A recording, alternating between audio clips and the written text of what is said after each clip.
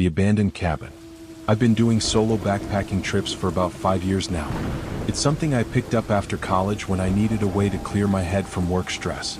Last September, I decided to try a new trail in the mountains of North Carolina. It was supposed to be a 2-day loop that went deep into the forest and back. I'd read about it online and it seemed perfect for what I was looking for. Not too difficult, but isolated enough to really get away from everything. The drive there took about 3 hours from my apartment. I left early Saturday morning to beat any weekend traffic. The parking area was just a small dirt lot with room for maybe 5 cars. When I got there around 8 a.m., mine was the only one. I grabbed my pack from the trunk and double-checked I had everything. Water, food, tent, sleeping bag, first aid kit. All good. The trail started off pretty easy. It was mostly flat and went through some nice open meadows. The weather was perfect too. Cool but sunny. About 2 hours in, the path started going uphill into thicker forest. The trees got so dense that it felt like evening even though it was only around 10 a.m. I was making good time and feeling great when I noticed something off to the side of the trail. It looked like an old wooden structure about 50 feet into the trees. Normally I stick to the trail, but I was curious. It looked like it might be an old cabin or shelter. I made my way through the underbrush and sure enough, it was a small cabin. Really run down though. The door was hanging open and half the roof had caved in. I walked around it slowly, just checking it out. It must have been abandoned for years. There were still some old rusty tools leaning against one wall. I was about to head back to the trail when I noticed something that made me stop. Fresh footprints in the dirt leading to the cabin door. And I mean fresh. Like someone had been here recently. That seemed strange since the cabin was clearly not livable. I looked closer at the prints. Work boots it looked like. Pretty big ones too. I decided I'd seen enough and started heading back to the trail. But as I was walking away, I heard something from inside the cabin. Like a shuffling sound. I froze and listened. Nothing. Maybe it was just an animal. I waited another minute, then continued back through the trees. When I got to the trail, I looked back but couldn't see the cabin anymore through all the vegetation. I kept hiking for another few hours, but I couldn't stop thinking about those footprints and that sound. Who would be hanging around an abandoned cabin in the middle of nowhere? By late afternoon, I found a good spot to set up camp. It was a small clearing next to a stream, maybe 4 miles from where I'd seen the cabin. I got my tent up and started getting dinner ready. Just some dehydrated meal I'd brought. As the sun started setting, I built a small fire to keep warm. I was sitting by the fire, just relaxing and listening to the stream when I heard branches breaking in the distance. Not like an animal moving through. This was louder, more deliberate. I stood up and looked around but couldn't see anything beyond the light of my fire. The sound stopped. I tried to convince myself it was just a deer or something.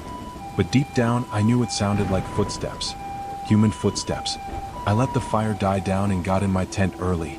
I lay there in my sleeping bag for hours just listening.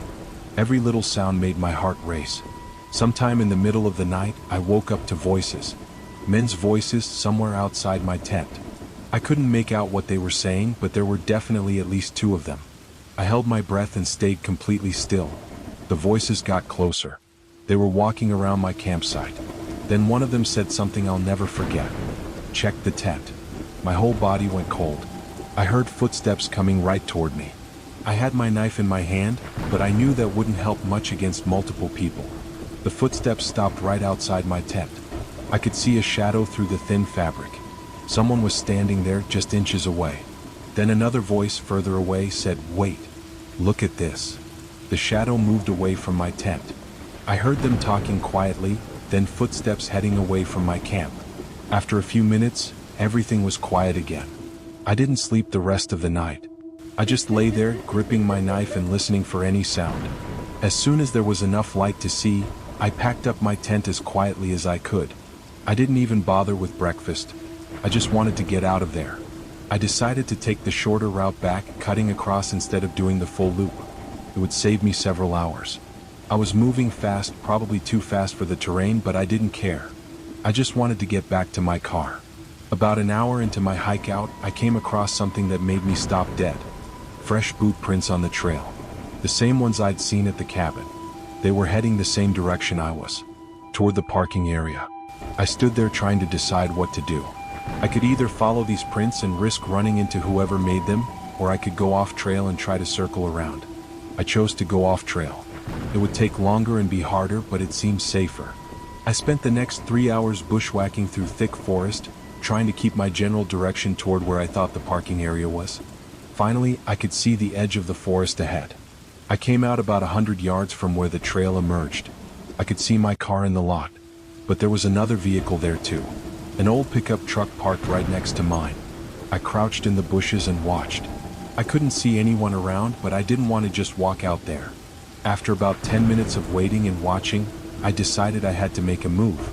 I came out of the trees and walked quickly to my car, keys already in my hand. As I got closer, I noticed the truck's windows were down. There was camping gear in the back. And on the dashboard, I could see a map with parts of the trail circled in red. I got in my car and locked the doors immediately. Started it up and pulled out as fast as I could. As I was leaving, I looked in my rearview mirror and saw two men coming out of the forest right where the trail started. They just stood there watching me drive away. I called the park service when I got home and reported what happened.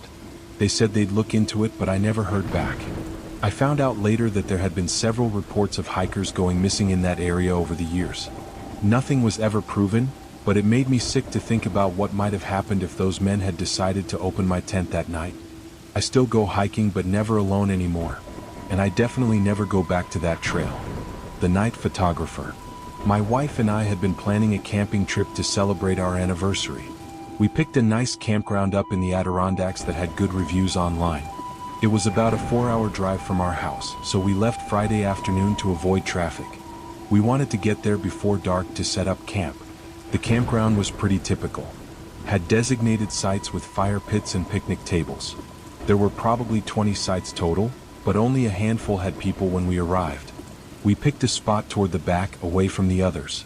We liked our privacy and the site backed up to nice woods. Setting up our tent went smoothly. We'd done this enough times that we had a good system. By the time we had everything ready, the sun was starting to set. We made dinner over the fire and just enjoyed being away from the city. No cell service out here, which was actually nice. Just us and nature. After dinner, we were sitting by the fire when my wife noticed someone walking through the campground with a camera. Not unusual, really. Lots of people take photos while camping. But this guy was different. He had a huge professional camera with a massive lens. And he was taking pictures of the other campsites. Not the scenery. The actual tents and people. We watched him for a while. He'd walk up pretty close to people's sites, snap a few photos, then move on. Some people noticed him but didn't seem to care. Others looked uncomfortable. When he started heading our way, my wife whispered that she didn't want him taking our picture. I agreed. Something about it felt wrong. As he got closer, I stood up and called out, "Hey, we'd rather not be in any photos." He stopped and looked at us. He was probably in his 40s, wearing all black clothing. He smiled and said, "Just documenting the camping experience. No harm meant." I told him again that we didn't want our photos taken. He shrugged and walked past our site without taking any pictures. At least not that we saw. We stayed up for another hour or so, but the mood was kind of ruined. We kept looking around, wondering if he was out there somewhere taking pictures of us from the woods. Finally, we decided to call it a night. We made sure to zip the tent up tight and put all our food in the car to avoid animals. I fell asleep pretty quick, but my wife was restless. She kept saying she heard things outside. I told her it was probably just animals, but she wasn't convinced. Sometime around 2 a.m., she shook me awake. "There's someone outside," she whispered. I listened. At first, I didn't hear anything. Then I heard it. The unmistakable sound of a camera shutter. Click, click, click. Someone was taking pictures of our tent. I grabbed my flashlight and unzipped the tent door fast, shining the light out. The photographer guy was standing about 10 feet away, camera raised. "What the hell are you doing?" I shouted. He lowered his camera slowly.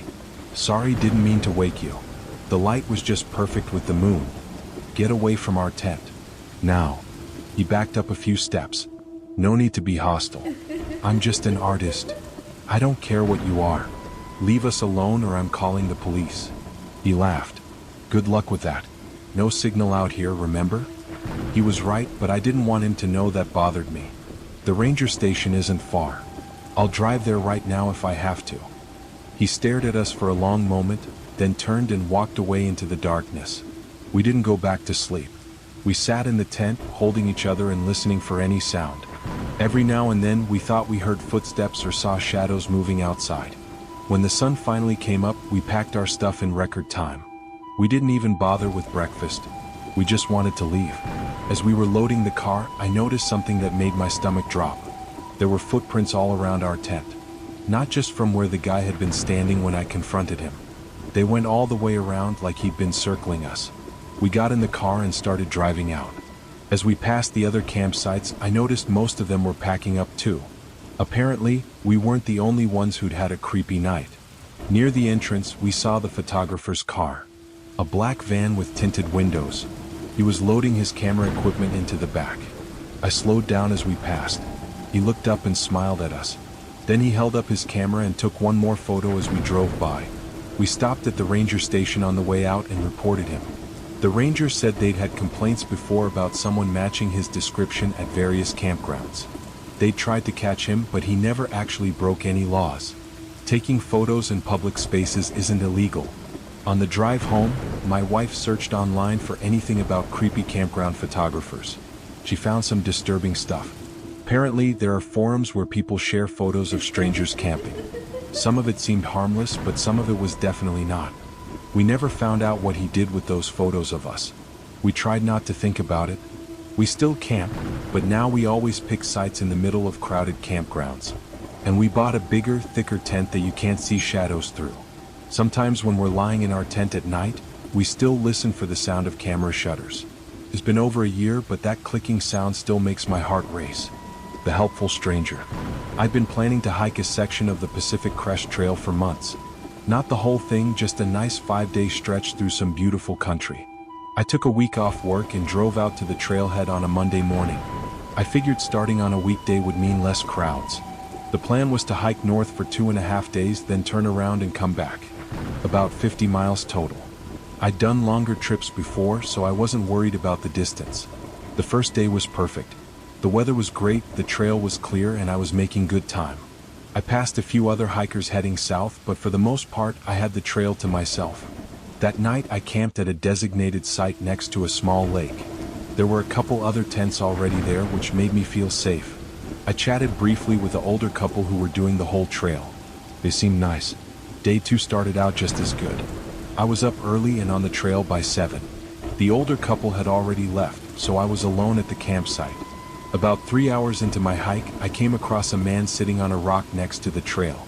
He had a big backpack and looked like a typical thru hiker. Beard, worn clothes, trekking poles. As I got closer, he stood up and smiled. "Morning. How's the trail treating you?" I stopped to chat for a minute. That's pretty normal on long trails. Hikers like to share information about conditions ahead.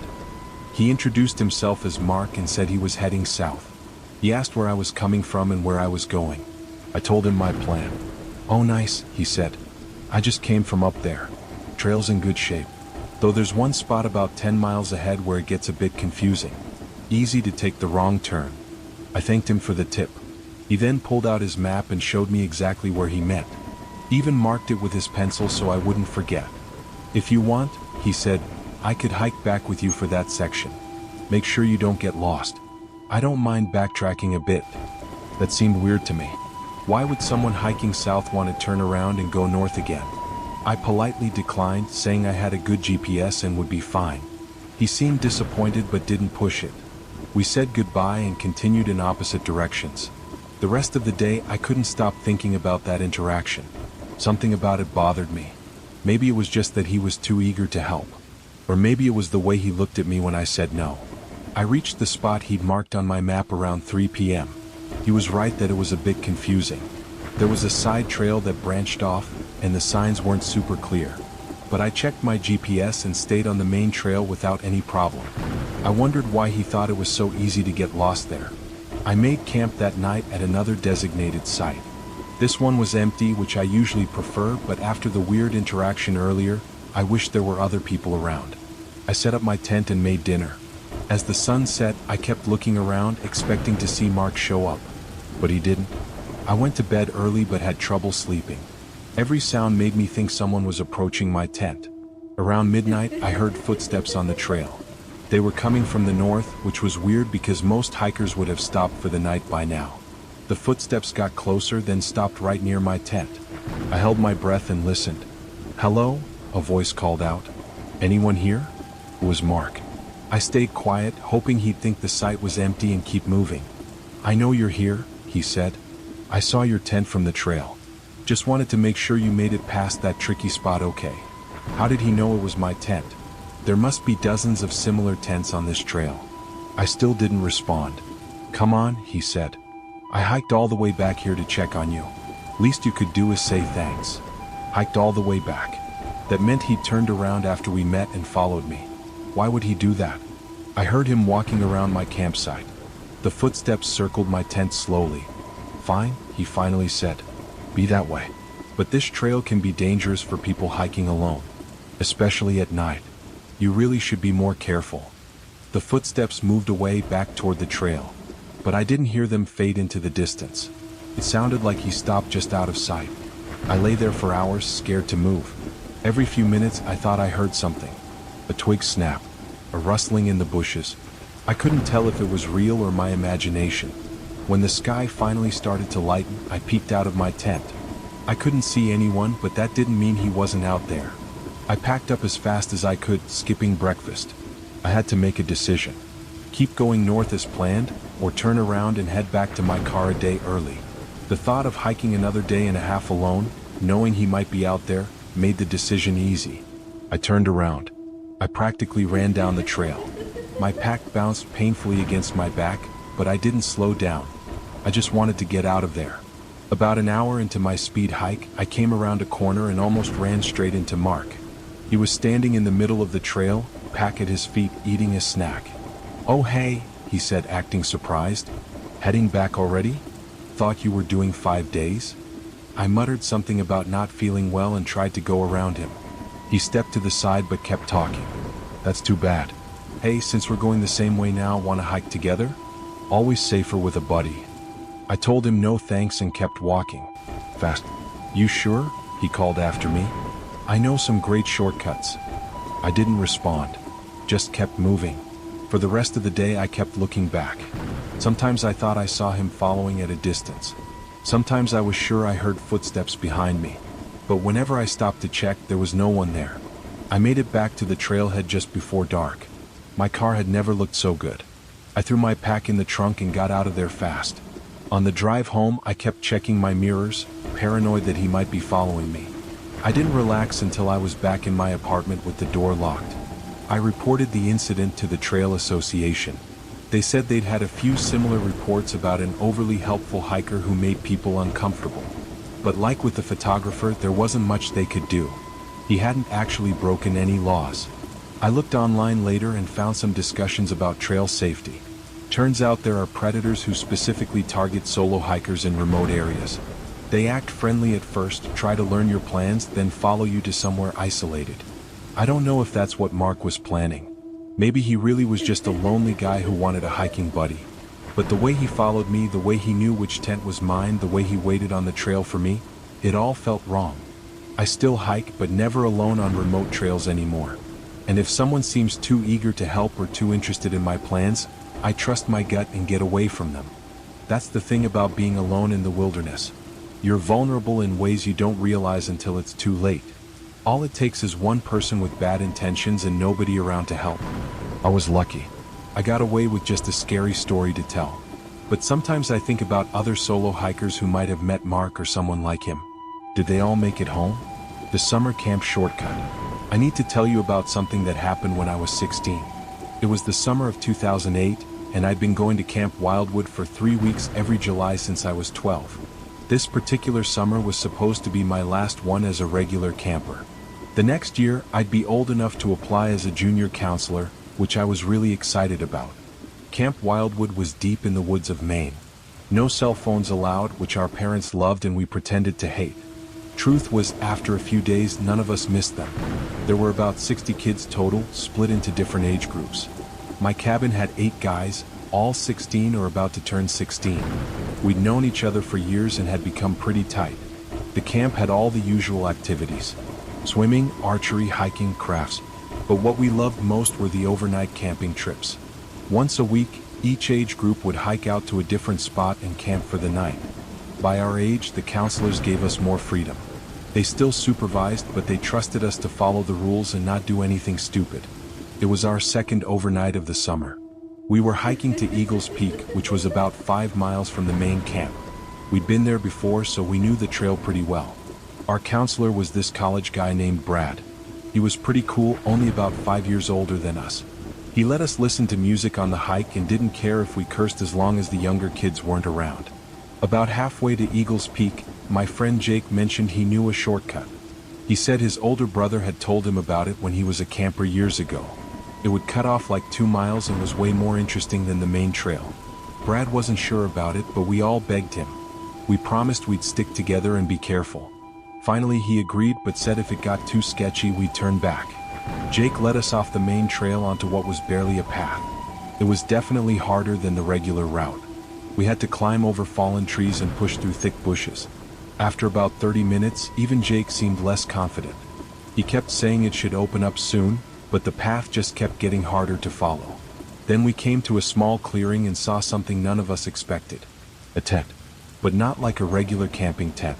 This thing was huge and looked like it had been there for a while. It was covered in a camo tarp and had trash scattered all around it. We all stopped and stared. Brad immediately put his arm out and told us to stay back. "That's weird," he said quietly. "Nobody's supposed to be camping out here." We stood there whispering about what to do when the tent flap opened. A man crawled out, and I'll never forget what he looked like. Long greasy hair, torn clothes, and wild eyes. He looked like he'd been living out there for months. He saw us and scrambled to his feet. For a second, nobody moved. Then he started yelling, "Get out! This is private property. Get out now!" Brad stepped forward, trying to calm things down. "Sorry, sir. We're from Camp Wildwood. We got a little lost. We'll leave right away." But the man wasn't listening. He reached back into his tent and pulled out something that made my blood run cold. A crossbow. "I said get out," he screamed, pointing it at us. Brad didn't have to tell us twice. "Run. Back to the trail. Now." We turned and ran faster than I've ever run in my life. Tree branches whipped at our faces and thorns tore at our clothes, but we didn't slow down. Behind us, we could hear the man crashing through the woods, still yelling. I was terrified he was chasing us, but I was too scared to look back. Jake was in the lead since he supposedly knew the way, but it was clear he was just running in what he hoped was the right direction. We were lost. Brad kept yelling for us to stay together, doing a head count as we ran. 7. I only see 7. Where's Mike? My heart dropped. Mike was the youngest in our group, just turned 16 a week ago. Small kid, not very athletic. Brad made a decision that probably saved Mike's life. He told Jake to keep leading us out while he went back for Mike. Before any of us could argue, he was gone, running back toward danger. We kept running until we finally burst out onto the main trail. We immediately recognized where we were, about a mile from where we'd left the path. We stood there gasping for breath, some kids crying, all of us terrified. We waited for Brad and Mike, straining to hear any sound from the woods. After the longest 10 minutes of my life, we saw them. Brad was half carrying Mike, who was limping badly. They made it to us and collapsed on the trail. Mike had tripped over a root and twisted his ankle pretty bad. Brad had found him hiding behind a tree, too scared to call out for help. "Is he following us?" Jake asked, voicing what we were all thinking. Brad shook his head. "I don't think so, but we need to move. Now."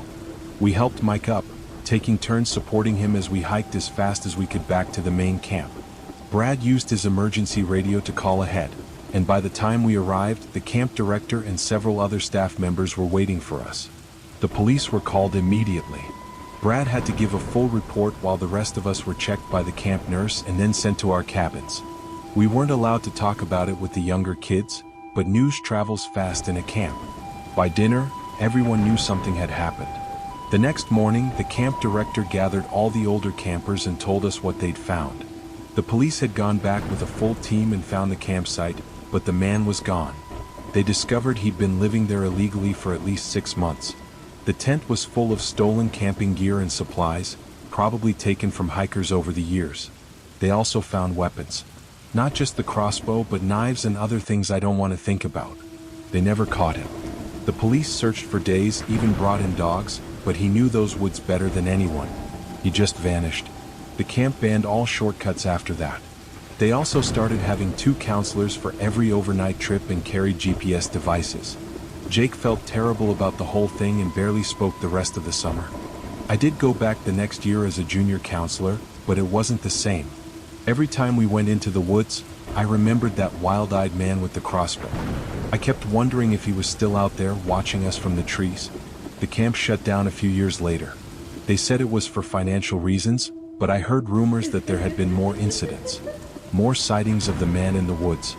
I'm 32 now and I still have nightmares about that day. About what would have happened if Brad hadn't gone back for Mike. About what that man was planning to do if he caught us. Sometimes I look up the area on Google Maps, zooming in on those woods where it happened. Part of me wonders if he's still out there, living in his hidden camp, waiting for the next group of kids to wander off the trail.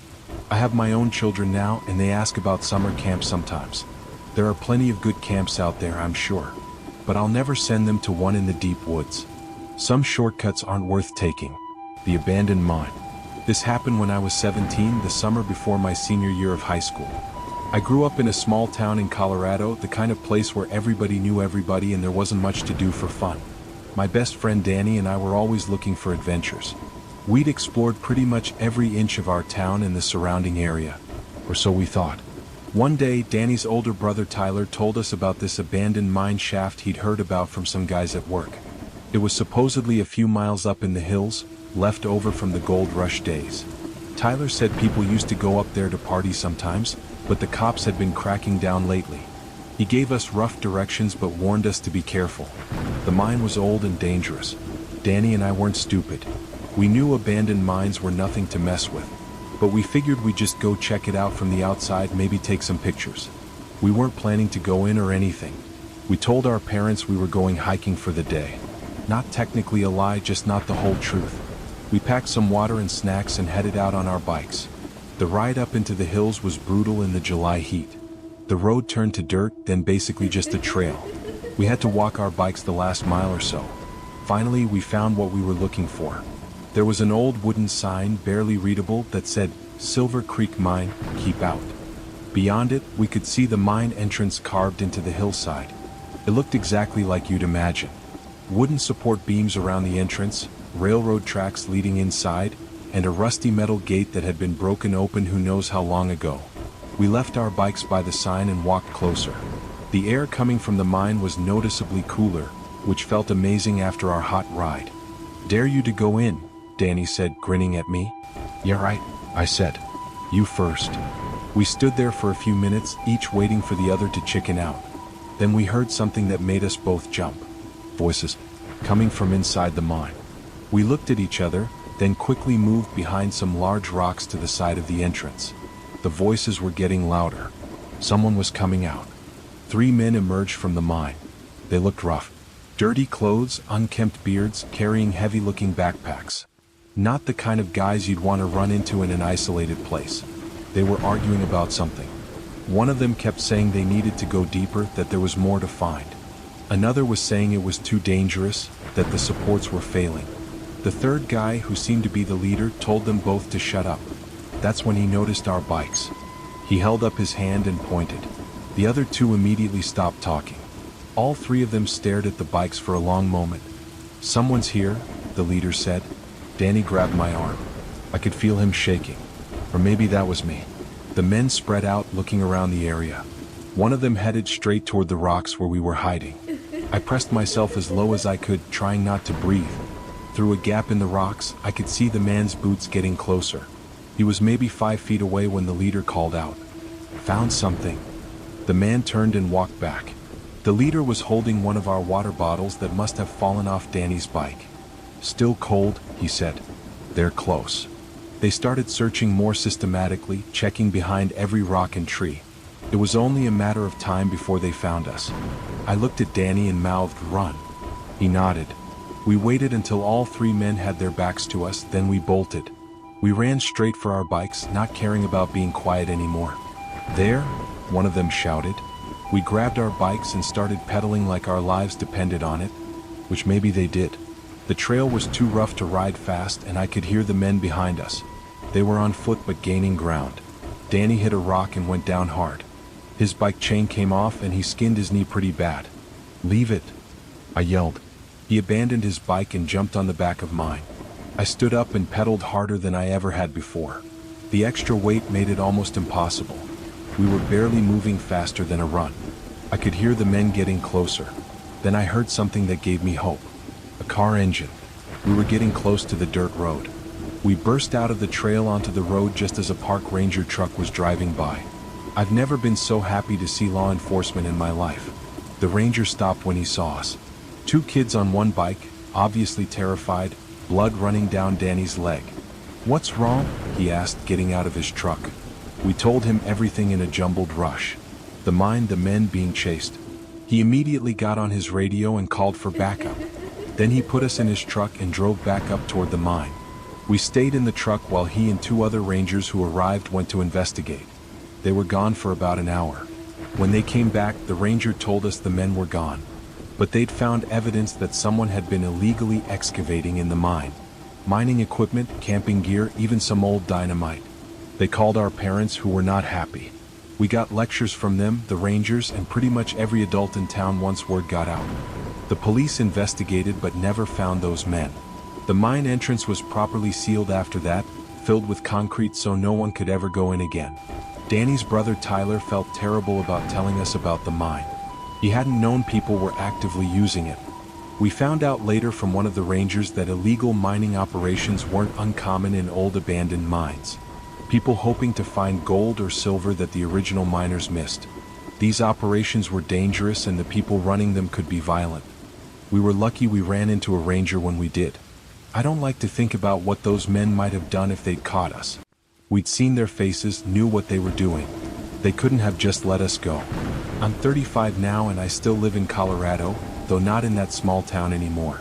Sometimes when I'm driving through the mountains, I think about all the old mine shafts hidden up there. Most are harmless, just holes in the ground. But some might have people in them. People who don't want to be found. People who will do anything to protect their secrets. I've got teenage kids of my own now.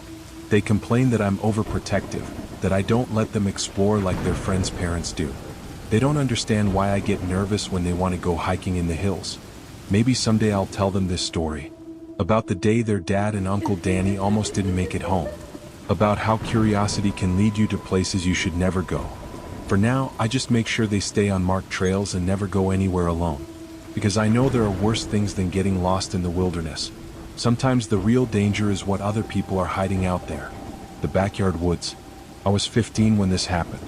This was back in 2010, and I lived with my mom in a house that backed up to a large wooded area in Pennsylvania. The woods went on for miles, connecting to state forest land.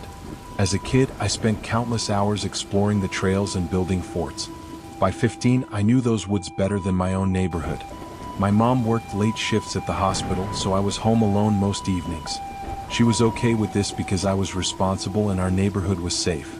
Plus, I had my dog Rex, a big German Shepherd who made me feel protected. It was early October and I'd gotten home from school around 3:30 like usual. Mom had left a note saying she'd be home after midnight. There was leftover pizza in the fridge. I let Rex out back and stood on the deck watching him run around. That's when I noticed something odd. There was a new path in the woods that hadn't been there before. Not a real trail, but the undergrowth was trampled down like someone had been walking the same route repeatedly. It started at the tree line and disappeared deeper into the forest. Being a curious teenager, I decided to check it out. I called Rex and we headed into the woods together. The path was definitely man-made. The broken branches were fresh and I could see boot prints in some muddy spots. It wound through the trees in a weird pattern, not direct like an animal trail would be. After about 10 minutes of following it, I came to a small clearing I'd never seen before. In the center was something that made me stop cold. Someone had built a shelter. Not a kid's fort, but a real structure made from tarps and branches. There was a fire pit with warm ashes and empty food cans scattered around. Rex started growling, his hackles raised. That's when I noticed we weren't alone. A man stepped out from behind a tree on the far side of the clearing. He was probably in his 30s, wearing old military-style clothes. He just stood there staring at us. "This is private property," I said, trying to sound confident. You need to leave. He didn't respond, just kept staring. Rex's growling got louder. Then I heard movement behind me. I turned to see another man blocking the path we'd come from. This one was older, maybe 50, with a long gray beard. Nice dog, the bearded man said. He bite. I gripped Rex's collar tighter. Yeah, he does. The two men looked at each other. Some kind of silent communication passed between them. We're not looking for trouble, the first man said. Just passing through. Passing through to where? I asked. Neither answered. The bearded man took a step closer. Rex lunged forward, barking aggressively. I had to use both hands to hold him back. The man quickly stepped back. You should go home, the first man said. Forget you saw this place. I live right there, I said, pointing through the trees toward my house, then immediately regretted giving away that information. The men exchanged another look. Then we've been neighbors for a while, the bearded man said. Funny we're just meeting now. My heart was pounding. How long had they been living back here? Had they been watching our house? I need to go, I said. My mom's expecting me.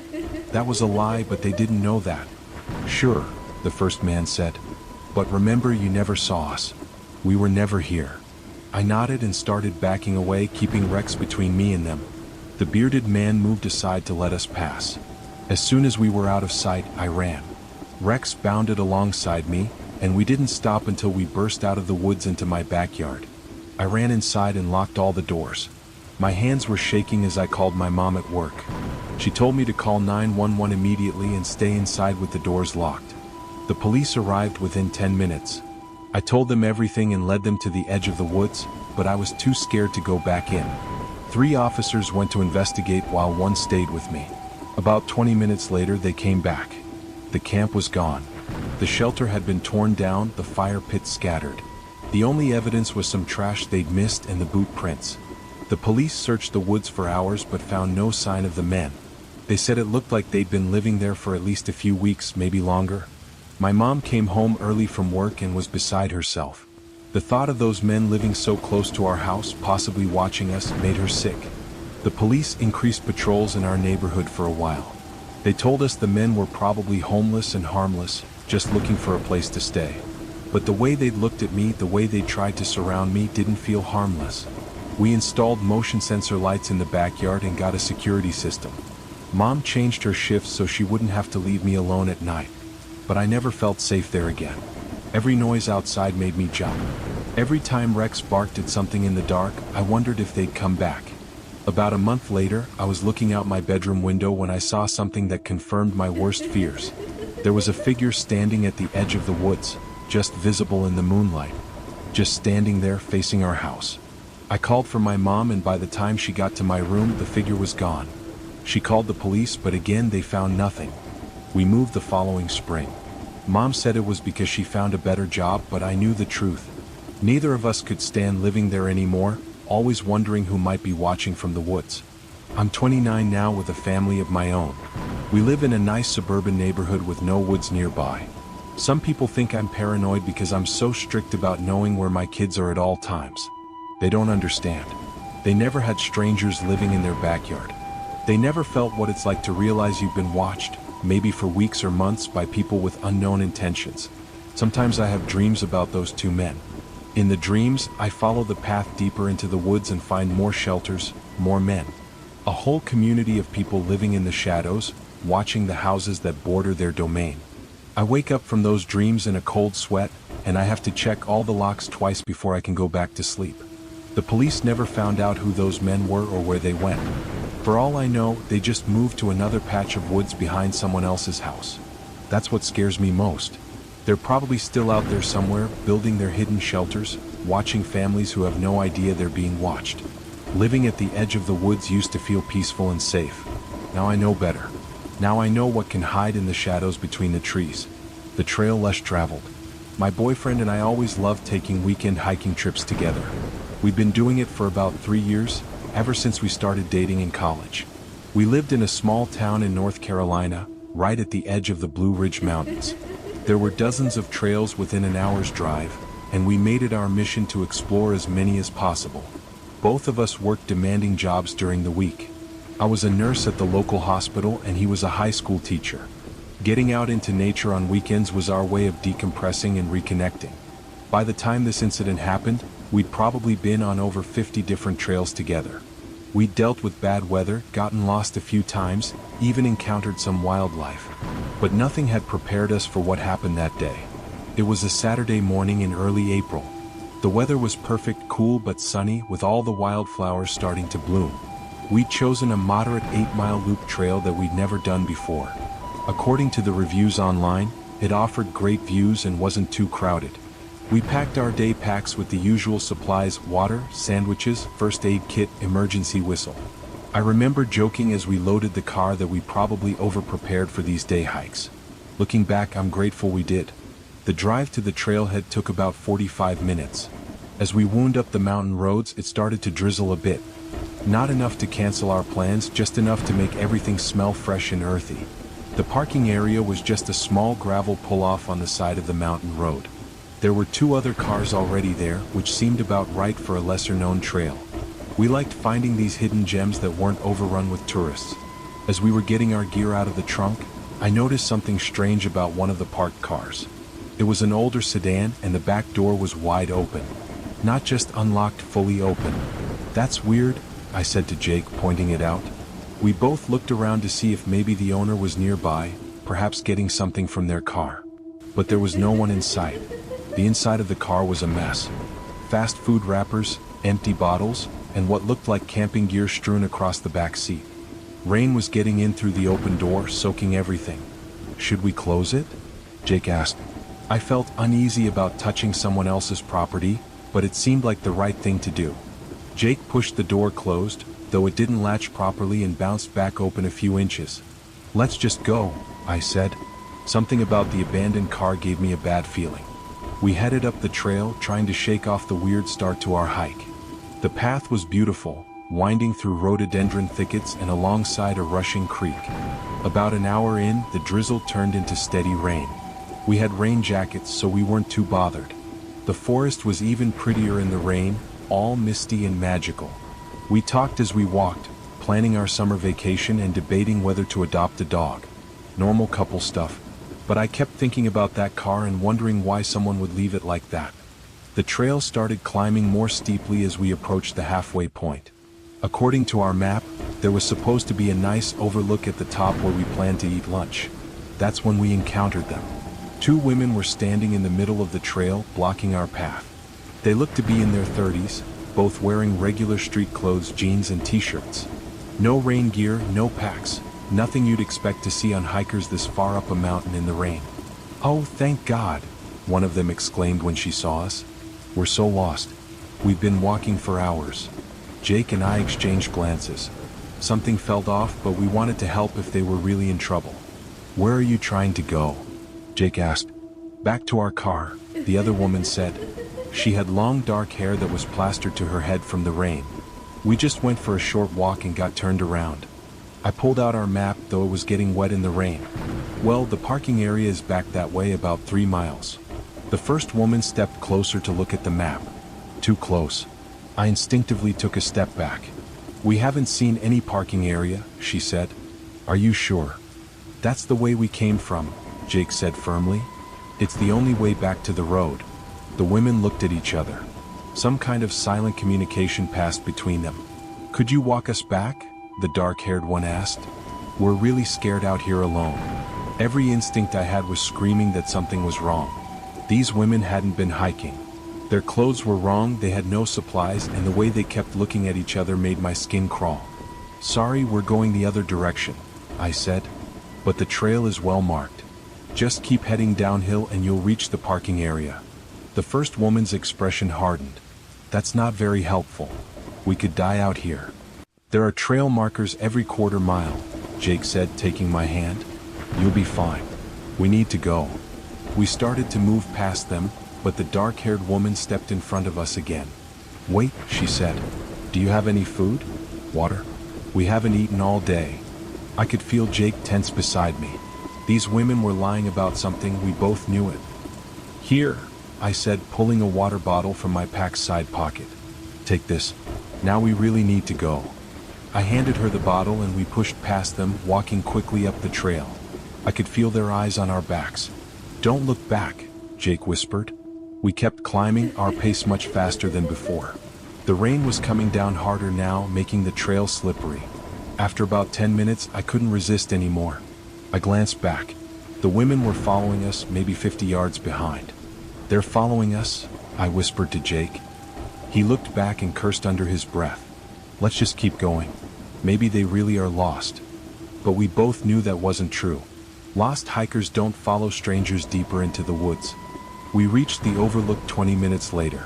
It was supposed to have beautiful views, but the rain and fog made it impossible to see anything. There was a small shelter there, just a roof with 3 walls, built for hikers to rest or wait out bad weather. "Should we stop?" I asked.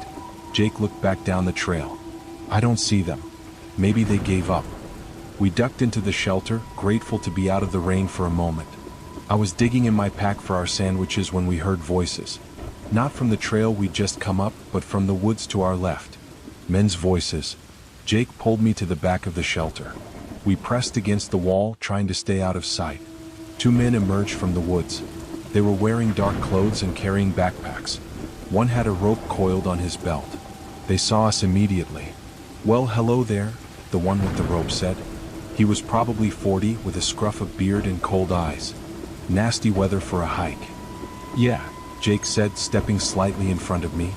"We were just leaving." "No need to rush off," the other man said. He was younger, maybe late 20s, with a shaved head. "Shelter's big enough for all of us." They entered the shelter, blocking our exit. I gripped Jake's hand tight. "Did you guys see 2 women on the trail?" the bearded man asked. "Friends of ours. They went for a walk and haven't come back." I felt sick. These men were with those women. This was some kind of trap. "No," Jake lied. "Haven't seen anyone." The younger man smiled. It wasn't a nice smile. "Really? That's strange. They said they were going to find some nice hikers to help them." My heart was pounding so hard I was sure they could hear it. "Look," Jake said, "we need to go. My parents are expecting us for lunch." "Your parents?" the bearded man said. "Out here? That doesn't make sense." The younger one took a step closer. "Why don't you folks just relax? Stay out of the rain for a bit." That's when we heard the women's voices. They were coming up the trail and they were calling out. "They're in the shelter. The couple with the blue jackets." The men smiled at each other. The bearded one started to reach for the rope on his belt. Jake didn't hesitate. He grabbed my hand and yanked me toward the opening. The younger man tried to block us, but Jake shouldered him aside. "Run!" Jake yelled. We burst out of the shelter and into the rain. Instead of taking the trail, Jake pulled me into the woods. We crashed through the underbrush, branches tearing at our clothes and faces. Behind us, I could hear shouting. The men were following and they were angry. We ran downhill, slipping and sliding on the wet leaves. I fell hard, skinning my knee through my pants. Jake pulled me up and we kept going. The trees were thick here and we zigzagged between them, trying to lose our pursuers. The rain was coming down so hard it was difficult to see. I could hear them behind us, all 4 of them now, crashing through the forest. They were spreading out, trying to surround us. Jake suddenly changed direction, pulling me to the right. We half ran, half fell down a steep embankment and splashed across a creek. My lungs were burning and my legs felt like jelly, but terror kept me moving. We scrambled up the other side of the creek and kept running. The shouts were getting fainter. Maybe we were losing them. We kept moving for what felt like hours but was probably only 20 minutes. Finally, Jake pulled me behind a huge fallen tree. We crouched there, gasping for breath, straining to hear over the rain and our pounding hearts. I couldn't hear anyone following anymore. But that didn't mean they weren't out there. "We need to find the trail," Jake whispered. "Get back to the car." I nodded, too out of breath to speak. We waited another few minutes, then carefully made our way through the woods. Jake had a good sense of direction and led us gradually back toward where we thought the trail should be. It took us almost an hour of careful movement before we finally saw the familiar yellow blaze of a trail marker. We'd come out below where we'd entered the woods, closer to the parking area. We stayed in the trees beside the trail for a while, watching and listening. When we were sure it was clear, we stepped onto the path and started moving fast downhill. Every sound made us jump. Every shadow could be them. but we didn't see anyone. It was almost dark by the time we reached the parking area. Our car was there, along with the abandoned sedan and one other vehicle, a large van with tinted windows that hadn't been there before. Jake grabbed my arm as I headed for our car. "Wait." We watched from the trees. After a moment, the van's doors opened and the two women got out. They looked angry, gesturing and arguing with someone still in the van. We couldn't wait any longer. It would be fully dark soon. "When I say run, we go straight to our car," Jake whispered. "I'll drive. You call 911 as soon as we're moving." I nodded. "Run?" We sprinted across the parking area. The women saw us immediately and started yelling. The van doors flew open and the men jumped out. Jake had the keys ready. We threw ourselves into the car and he started it while I was still closing my door. He threw it in reverse and floored it. The bearded man ran at us, but Jake swerved around him. Gravel flew as we spun onto the road and accelerated away. I fumbled with my phone, trying to dial 911 with shaking fingers. In the side mirror, I could see the van's lights come on. They were following us.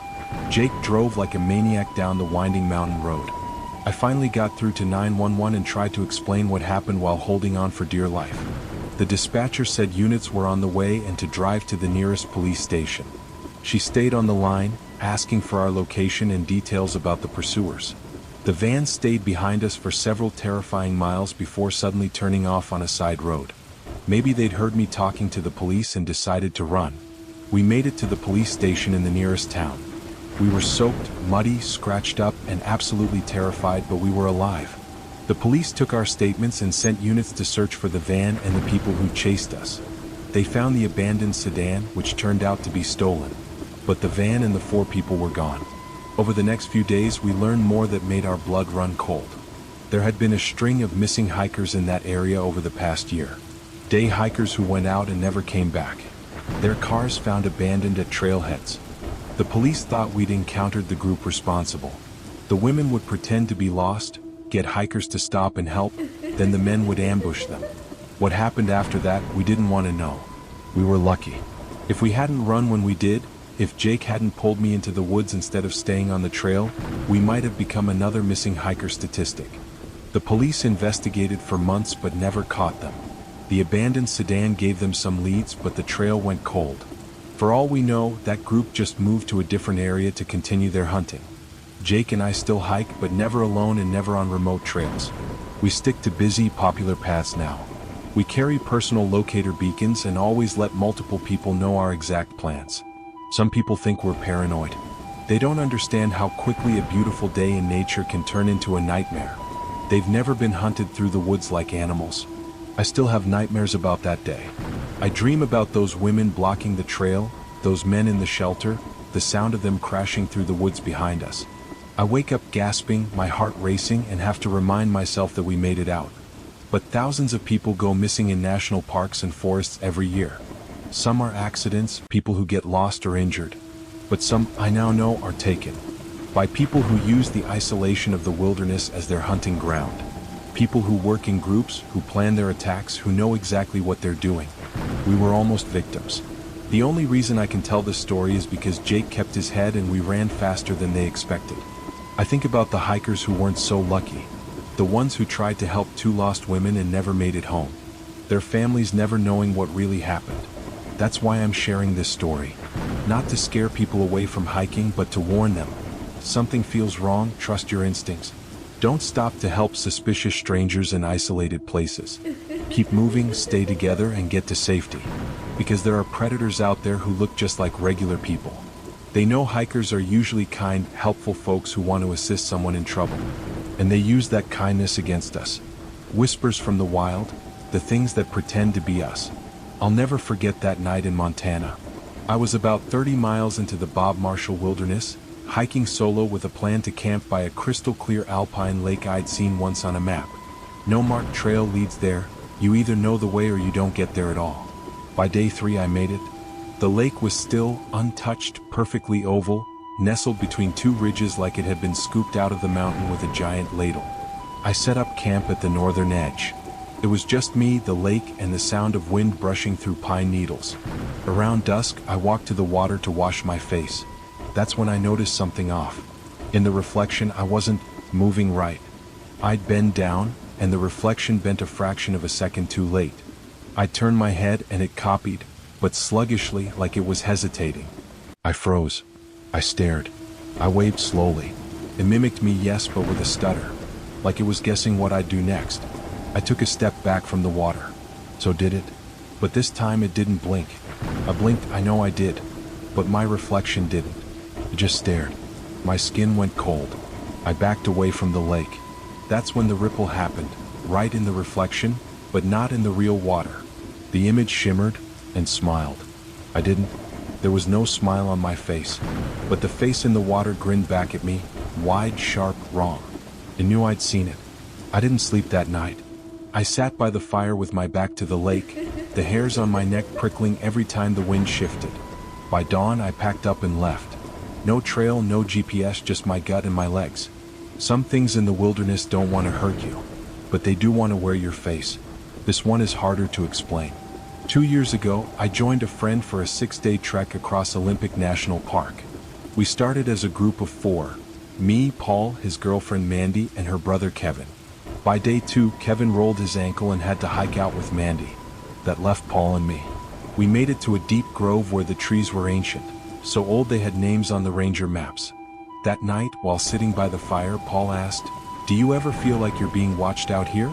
I joked, "All the time. Bears, squirrels, forest ghosts." He didn't laugh.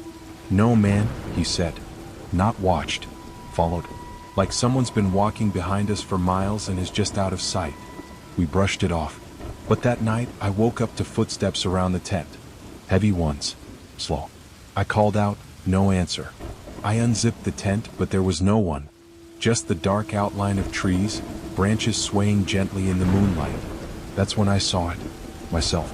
About 20 feet away, standing half hidden behind a tree. The face was mine. Clothes were mine. Even the little scratch on my left hand was there. But it wasn't moving. I whispered, "Paul," but he was still asleep. I looked back and the figure was gone. The next morning, Paul was quiet. He kept checking behind us on the trail. Finally, I asked him what was up. He said, "I saw you last night, standing outside the tent." I told him I'd been inside. The color drained from his face. That night it got worse. We heard 2 sets of footsteps outside. Then a voice, mine, saying, "Paul, open up." Then a second voice, also mine, whispering, "Don't." The zipper started to move. Paul screamed and kicked. We both scrambled out only to find nothing. No prints. No movement. We hiked out that morning without breakfast, took the emergency trail and didn't stop until we hit the highway. I've never seen my own face in a dream again. Back in college, a few of us did a spontaneous overnight trip to a dense woodland in West Virginia. It was supposed to be simple. Grab your packs, hike 6 miles and pitch tents, drink beer, head out in the morning. We had 3 people, me, Liam, and our buddy Jesse. Around 7 p.m., a thunderstorm hit. We scrambled to find cover and ended up following a narrow trail deeper into the woods, trying to find a clearing. That's when we saw the lights. Tiny flickering lights like campfires just ahead through the trees. A small campsite. We were relieved. Other hikers, maybe with a tarp or shelter we could share. When we got closer, we saw a row of tents. 5 or 6 of them. A fire pit, glowing embers, and logs placed neatly around it. But no people. No bags, no boots, no food, no sounds. Just the camp. Liam called out. No reply. We waited a few minutes, then cautiously stepped in. The fire pit was warm, fresh, but unattended. The tents were empty but neat, too neat. No mess, no personal items. Just sleeping bags, all zipped tight and perfectly placed. All the same color.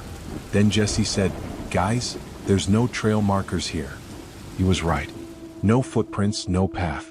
Nothing to suggest how these people got here, or left. We were debating what to do when I noticed something else.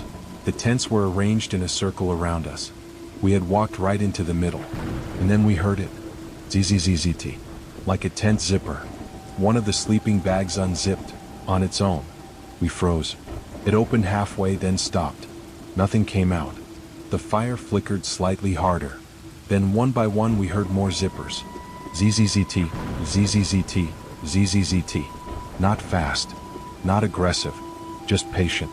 like something inside the bags was waking up. We ran. No gear. No food. Just sprinted through the trees in the rain using phone flashlights until we hit the road by pure luck. Our car was soaked. Tires muddy. The ranger station said no camps were registered that weekend in that part of the forest. But we saw the bags. And something in them saw us. I've done a lot of hiking. I've been alone more times than I can count. I've seen storms, bears, even people who shouldn't have been out there. But the scariest thing? It's not what lives in the woods. It's what waits, mimics, and pretends to be something you trust. The geocaching nightmare. I discovered geocaching during the pandemic when everyone was looking for outdoor activities. If you don't know what it is, it's basically a real-world treasure hunt using GPS coordinates. People hide containers called caches all over the world, and you use an app to find them. It started as something fun to do on weekends, but I quickly became obsessed. There was something addictive about searching for hidden treasures that most people walked right past without knowing. By the summer of 2022, I'd found over 500 caches and had a pretty impressive streak going. That's how I ended up alone in the woods that October day, searching for a cache that would haunt me forever. The cache was called the Watcher's Prize. It had been placed just 3 weeks earlier and only had 2 finds so far. The difficulty rating was 4 out of 5, and the terrain was listed as 3.5, which meant it would be a challenging find requiring some hiking. What really caught my attention were the previous finder's logs. The first one said, "Interesting location. Felt like I was being watched the whole time. TFTC. Thanks for the cache." The second was even stranger. "Found it, but something's not right here. Cache owner might want to check on this one." Cryptic logs like that usually meant a really creative hide, and I loved the challenge. The cache was about an hour's drive from my apartment, deep in a state forest I'd never explored before. I left early Saturday morning wanting to beat any weekend crowds. The parking coordinates led me to a tiny pull-off on a Forest Service road. My car was the only one there, which wasn't unusual for remote caches. I checked my phone one last time before heading out. The cache was 0.8 miles from the parking spot, which didn't sound too bad. I screenshotted the cache page in case I lost signal, grabbed my hiking pack with my geocaching supplies, and set off into the woods. There was no real trail, just a faint path that deer or other animals had made. My GPS showed I needed to head northeast, straight into thicker forest. The morning was crisp and perfect, with golden sunlight filtering through the canopy. About 20 minutes in, I noticed something odd. Small strips of reflective tape on some trees, almost like trail markers but not quite right. They were too random, too low to the ground. I figured maybe they were related to the cache somehow. Cache owners often left subtle hints. As I got deeper into the woods, the forest changed. The trees grew closer together, blocking out more light. The underbrush was thicker, making it harder to move quietly. Every step seemed to echo in the stillness. My GPS showed I was getting close, maybe 200 feet from the cache. That's when I saw the structure. It was a hunting blind, but not like any I'd seen before. Most hunting blinds are simple, either tree stands or basic ground blinds. This was elaborate, almost like a small cabin on stilts, about 15 feet off the ground. It was covered in camouflage netting and built between 3 large trees. What made my skin crawl was how lived in it looked. There was a ladder leading up to it, and I could see supplies stored underneath: water jugs, canned goods, even what looked like a small generator. My geocaching app showed the cache was just beyond the blind. I stood there debating what to do. Everything felt wrong, but I'd come this far. Plus, I really wanted to keep my finding streak alive. I decided to circle around the blind, giving it a wide berth. As I moved through the trees, I kept glancing back at it. No movement, no signs of anyone being there. The GPS led me to a large oak tree with a hollow at its base. Classic hiding spot. I knelt down and felt around inside, expecting to find a small container. Instead, my hand touched something soft. Fabric. I jerked my hand back, then carefully looked inside the hollow. There was a backpack stuffed in there. Not a geocache, a regular backpack, weathered and dirty. My heart started racing. I pulled it out and unzipped it with shaking hands. Inside were personal items: a wallet, car keys, a phone, dead, and women's clothing. The wallet had an ID. Jennifer Morrison, age 28, from a town about 2 hours away. The ID was dated last year. I stood up fast, the backpack falling from my hands. This wasn't a geocache. This was something else entirely. That's when I heard the voice. "You shouldn't be here." I spun around. A man was standing about 30 feet away, having appeared without making a sound. He was probably in his 40s, wearing full camouflage gear. He had a crossbow in his hands, not pointed at me but held ready. "I'm sorry," I stammered. "I was just geocaching, looking for a cache. I'll leave right now." He tilted his head, studying me. "Geocaching? It's like a treasure hunt," I explained, backing away slowly. "GPS coordinates. People hide containers. I thought there was one here." "There's no treasure here," he said. His voice was calm, which somehow made it scarier. "Just old memories." I kept backing up, trying not to look at the backpack on the ground. "My mistake. I'll go. Sorry to bother you." "Wait," he said, taking a step forward. "You can't just leave. You've seen things." My mind raced. I forced a confused laugh. "Seen what? You're hunting blind?" "Don't worry, I won't tell anyone about your spot. Hunters are secretive, I get it." He stared at me for a long moment. I could see him thinking, weighing options. "What's your name?" he asked. "Mike." I lied. "Well, Mike, here's what's going to happen. You're going to turn around and walk out of here. You're going to forget you ever found this place. And you're going to delete whatever geocache thing brought you here. Understand?" I nodded quickly. "Absolutely. Deleted. Forgotten. I was never here." "Good. Because I know these woods better than anyone. I'll know if you come back. I'll know if you tell anyone. And next time, we won't have a conversation." He raised the crossbow slightly, making his point clear. "I understand," I said. "I'm leaving. Right now." I turned and started walking, fighting every instinct that screamed at me to run. Running would make me look guilty, scared. I needed him to think I was just a dumb geocacher who'd stumbled into the wrong place. I could feel his eyes on me as I picked my way through the trees.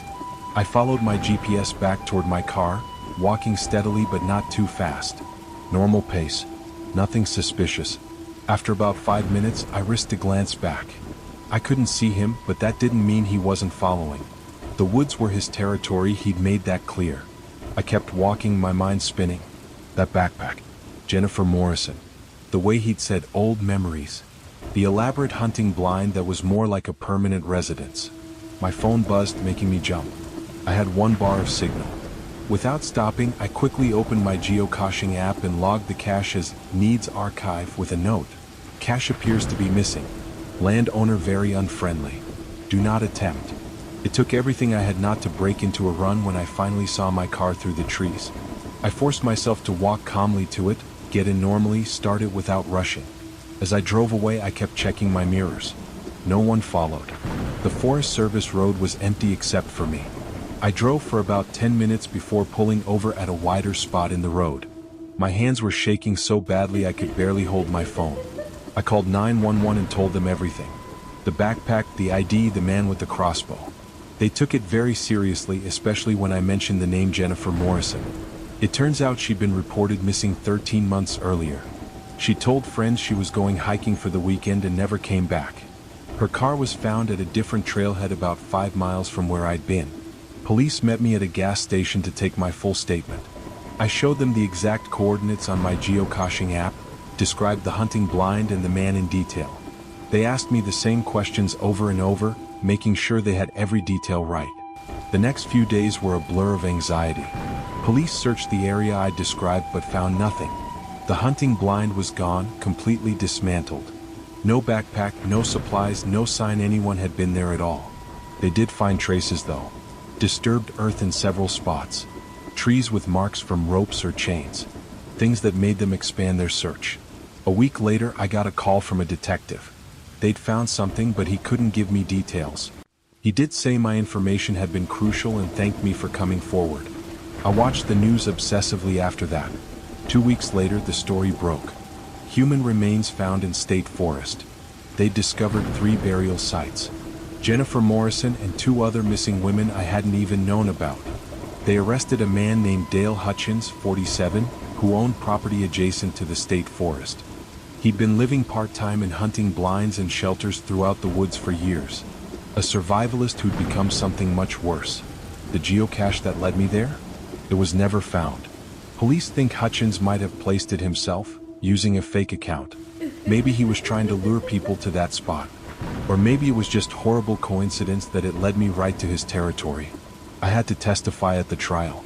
Seeing him in court, cleaned up and in normal clothes, he looked so ordinary. Nothing like the predator I'd met in the woods. But I'll never forget his eyes when he stared at me from the defense table. The same calculating look he'd given me that day, weighing whether to let me live. He got life without parole. During sentencing, details came out about how he'd stalked hikers and geocachers, learning their patterns, choosing his victims carefully. The 3 women they found were probably not his only victims. I quit geocaching after that. Sold all my gear, deleted the apps, let my premium membership expire. I couldn't shake the feeling that every cache might lead to something horrible. Every set of coordinates might be a trap. People in the geocaching community still talk about it sometimes. The Watcher's Prize has become a cautionary tale about being careful with remote caches and always letting someone know where you're going.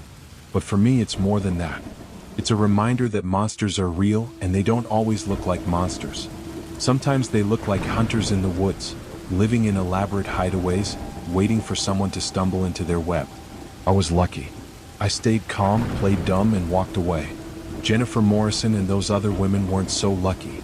They encountered Dale Hutchins when he'd already decided they weren't leaving those woods.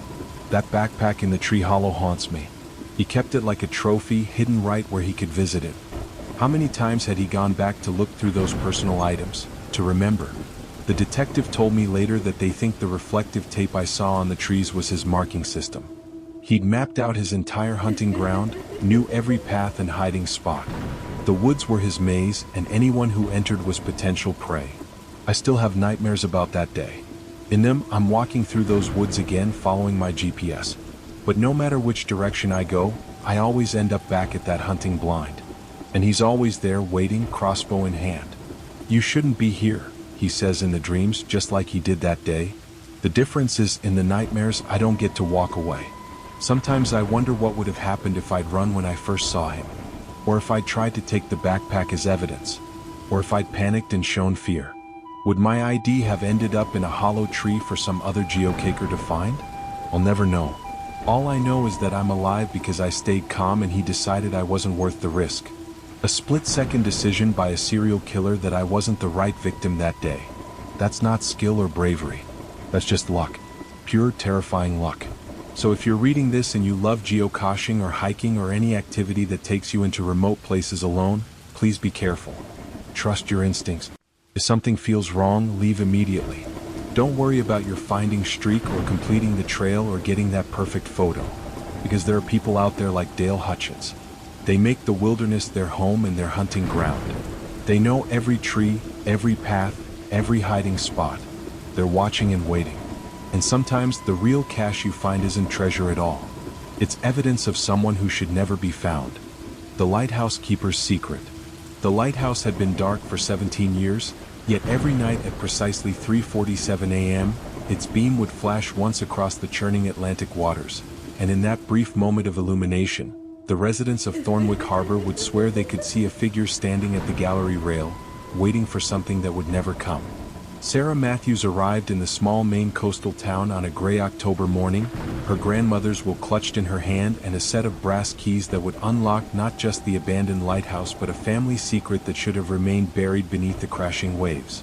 The fog rolled in thick that day, swallowing the rocky coastline in its ethereal embrace as Sarah's rental car wound through the narrow streets lined with weathered Victorian houses, their paint peeling like old skin, windows dark and watchful like eyes that had seen too much. "You're Eleanor's granddaughter," said Martha Blackwood, the town's unofficial historian and keeper of secrets, her voice carrying the weight of unspoken warnings as she handed Sarah a cup of tea in the harbor's only cafe, the steam rising between them like ghostly fingers. "Yes, though I barely knew her," Sarah replied, warming her hands on the ceramic mug. "She left when I was very young and my mother never spoke of her much." Martha's weathered face creased with something between sympathy and fear as she leaned closer, her voice dropping to barely above a whisper. "There's a reason for that, child. Some doors are better left closed, some lights better left extinguished." But Sarah had come too far to turn back now, driven by questions that had haunted her since childhood, fragments of overheard conversations, photographs hidden in attic boxes, and her mother's tears whenever the subject of grandmother Eleanor arose. The lighthouse stood on a jagged promontory called Devil's Tooth, accessible only by a narrow causeway that disappeared beneath the waves at high tide, its red brick tower rising 137 feet into the perpetual mist, the keeper's house attached like a growth, its windows boarded, its doors sealed with rust and time. As Sarah approached, the keys grew cold in her hand, and she could have sworn she heard her grandmother's voice carried on the salt wind, singing the lullaby she remembered from her earliest memories, though the words now seemed different, darker, like a warning disguised as comfort. The lock turned with surprising ease, as if it had been waiting for her, and the door swung open on silent hinges to reveal a perfectly preserved interior, not a speck of dust, not a cobweb in sight, as if someone had been maintaining it all these years, waiting for this moment. "Hello, Sarah," came a voice from the shadows, and she nearly screamed before recognizing old Thomas Whitmore, the town handyman, though something in his eyes seemed different, older, as if he carried memories that weren't entirely his own. "Tom, you scared me," she said, hand pressed to her racing heart. "What are you doing here?" His smile was sad and knowing as he stepped into the light filtering through the doorway. "Your grandmother asked me to wait for you, said you'd come eventually, said you'd need to know the truth about what happened here, about why the light still shines when it shouldn't, about what waits in the lamp room."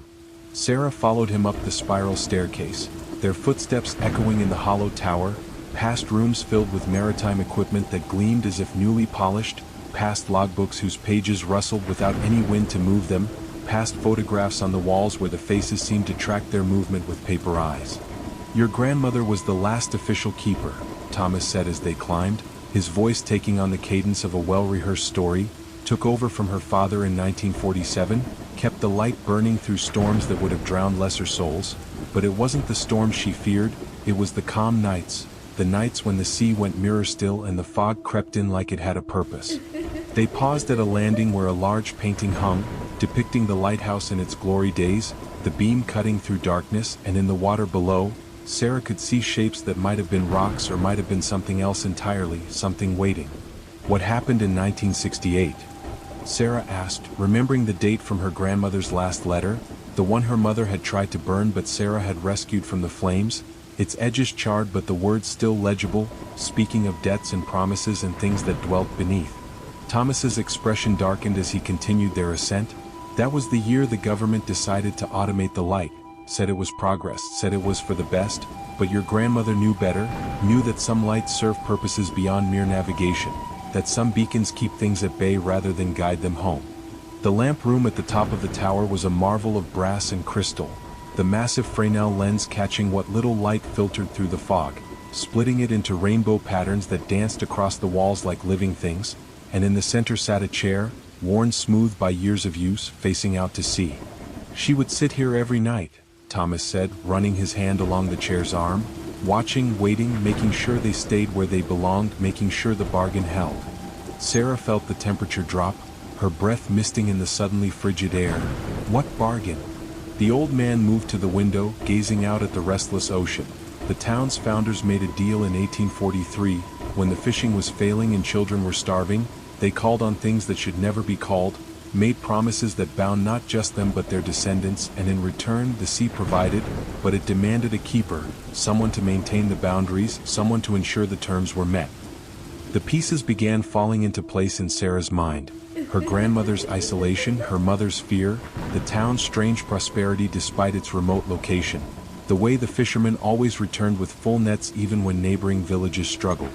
"The automation," she whispered, understanding dawning like a cold sunrise. "When they automated the light, there was no keeper." Thomas nodded gravely. "For 17 years, the bargain has been breaking down, the boundaries weakening, and they've been growing restless, testing the limits, sending scouts in the fog, taking those who venture too close to the water at night." As if summoned by their conversation, the fog outside thickened, pressing against the windows like something solid, something hungry, and Sarah could see shapes moving within it, suggestions of forms that hurt to look at directly, geometries that shouldn't exist in a sane world. "Your grandmother left instructions," Thomas said, producing a leather journal from his coat, its pages yellow with age but the ink still dark and clear. "She knew the bloodline would call you back, knew the town would need a keeper again, knew that only a Matthews could hold the position, could maintain the watch. Sarah took the journal with trembling hands, opening it to find her grandmother's careful script detailing the duties of a keeper. The words to be spoken at sunset, the patterns to be traced in salt, the offerings to be left at the tide line, the songs to be sung when the fog grew too thick and pressed too close. "I can't," she said, though even as the words left her mouth, she felt the pull, the sense of rightness, as if every moment of her life had been leading to this. "I have a life in Boston, a job, an apartment. I can't just abandon everything to sit in a lighthouse and ward off sea monsters." Thomas's laugh was without humor. "Do you think your grandmother wanted this life? Do you think any of the keepers chose this freely? The sea chooses, the bargain demands, and refusing means watching this town die, means letting those things come ashore and take what they believe they're owed." The fog pressed harder against the glass, and Sarah could hear whispers now, voices speaking in languages that predated human speech, making offers and threats in equal measure, promising treasures from the deep and threatening horrors beyond imagination. "Show me," she said finally, her voice steadier than she felt. "Show me what my grandmother did, show me how to keep them back." They spent the night in the lamp room, Thomas teaching her the rituals her grandmother had perfected over decades, the precise timing of the light's flash, the words that had to be spoken in the old tongue, the symbols drawn in salt and ash that would reinforce the boundaries between the world of air and the world of water.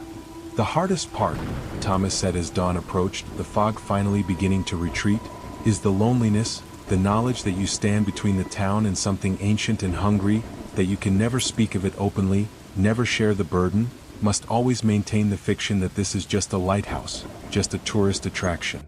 Sarah watched the sun rise over the Atlantic, painting the waves gold and crimson, and in that light the sea looked almost normal, almost safe, but she had seen what moved in the darkness, had heard the voices in the fog, and she knew there would be no going back.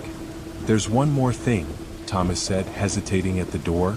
"Your grandmother didn't die, not in the way people think. She made a final bargain, offered herself as surety until a new keeper could be found, and she's out there still, part of the boundary, holding the line." That night, Sarah performed her first watch, speaking the words, tracing the symbols, tending the light that shouldn't work but did, and at 3:47 a.m. she saw her grandmother Eleanor standing on the rocks below, translucent as sea foam, nodding approval before dissolving back into the waves. The days blended into weeks, the weeks into months, and Sarah fell into the rhythm of a keeper's life, maintaining the lighthouse by day, standing watch by night, learning to read the moods of the sea, to sense when the things below grew restless, when extra vigilance was required. The townspeople accepted her presence with a mixture of relief and pity, bringing her groceries and supplies, never staying long, never asking questions, but she could see the gratitude in their eyes, the knowledge that she stood between them and something terrible. Martha Blackwood visited occasionally, sharing stories of previous keepers, of close calls and near breaches, of the time in 1923 when the light failed for 3 minutes and 7 people vanished from their beds, found days later on the beach, their bodies covered in markings that hurt to look at, their eyes full of visions of impossible cities beneath the waves. "Your grandmother was the best keeper we ever had," Martha said one evening, sipping tea in the keeper's house kitchen. "She understood that it wasn't enough to just maintain the barriers, you had to respect what lay beyond them, had to acknowledge their power while denying their desires." Sarah nodded, thinking of the voices she heard each night, growing familiar now, almost seductive in their promises, offering knowledge and power and freedom from the endless watch. If only she would dim the light, if only she would let them through. "How long?" she asked, though she already knew the answer, had known it from the moment she'd accepted the keys. "How long must I keep watch?" Martha's smile was sad and understanding. "Until another is called, until the bloodline produces a new keeper, until the sea chooses someone else, but that could be years, decades, a lifetime." Winter came harsh and brutal, storms battering the lighthouse, waves reaching impossible heights, and with each tempest, Sarah felt them testing the boundaries, pushing against the ancient compact, seeking weakness, seeking entry. On the worst nights, when the wind howled like living things and the spray reached the lamp room windows, she would see them clearly, vast forms moving beneath the turbulent waters, things that had never been human, that had existed before humanity's ancestors crawled from the sea, that waited with infinite patience for their time to return. She began to understand her grandmother's songs then, not lullabies but warding songs, each note carefully chosen to reinforce the barriers, each verse a reminder of the compact, a renewal of the ancient terms that kept the land safe from the sea's hunger. Spring brought calmer waters but no peace, for in the stillness she could hear them more clearly, could feel their attention focused on the lighthouse, probing for weakness, whispering of the futility of her vigil, of the inevitability of their return. "You're looking thin," Tom said during one of his visits, concern creasing his weathered face. "You need to take care of yourself, can't protect the town if you waste away." But how could she explain the weight of constant vigilance, the toll of standing against forces that existed outside normal human experience, the exhaustion of maintaining barriers that most people couldn't even perceive?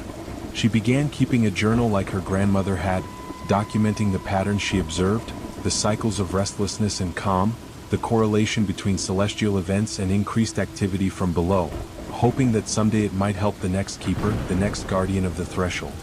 On the anniversary of her arrival, Sarah stood in the lamp room, watching the beams sweep across the waters, and saw them gathering, not threatening this time but acknowledging, recognizing her as a true keeper, as one who understood the compact and would maintain it.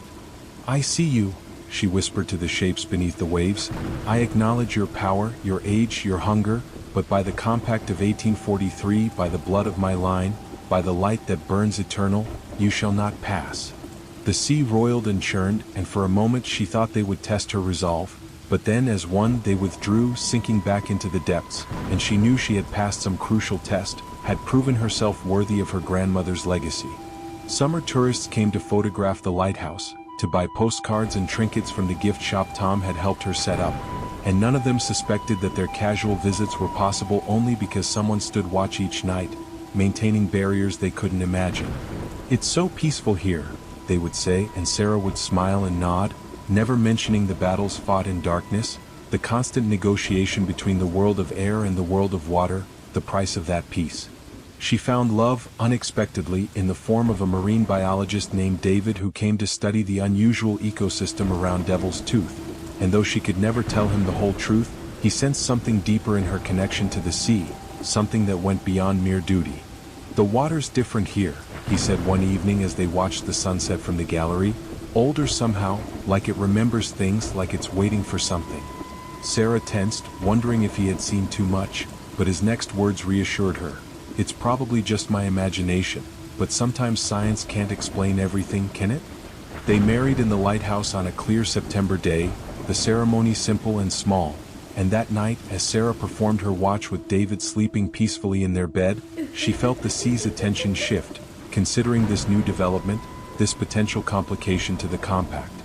But the next morning brought an unexpected gift, a message written in seafoam on the rocks below, in the old language she had learned to read, granting permission, acknowledging that even keepers needed companionship, that the watch could be shared as long as the bloodline remained true. David never asked about her nighttime vigils, never questioned the words she whispered to the wind, the salt circles she maintained, the offerings she left at the tide line, and she loved him all the more for his quiet acceptance, his intuitive understanding that some mysteries were better left unexamined. Years passed in this rhythm, tourist seasons and storm seasons, quiet nights and nights when the barriers strained nearly to breaking, visits from Martha growing less frequent as age claimed her, new faces in town who didn't know the old stories, didn't understand the true purpose of the lighthouse. Sarah trained apprentices from the town, teaching them the maintenance of the physical lighthouse, the official duties that would satisfy government inspectors and tourist boards, but always watching for signs of the calling, for someone who might one day take her place. She found it in unexpected form, her own daughter, born on a foggy April night when the sea sang songs of welcome and warning in equal measure, a child who watched the waves with knowing eyes, who hummed the warding songs before Sarah had ever sung them in her presence. "She has the sight," Martha said on one of her final visits, "frail now but still sharp, stronger than yours, stronger than your grandmother's. She'll be a powerful keeper when her time comes." Sarah felt both pride and sorrow, knowing the burden she would one day pass to her daughter, the lonely vigil, the constant weight of responsibility, but also knowing there was no escape from blood and bargains, from the compact that kept the darkness at bay. The attacks grew stronger as the years passed, as if the things below sensed the changing times, the weakening of old beliefs, the skepticism of a world that had forgotten why it feared the dark waters, that had forgotten the prices paid for safety.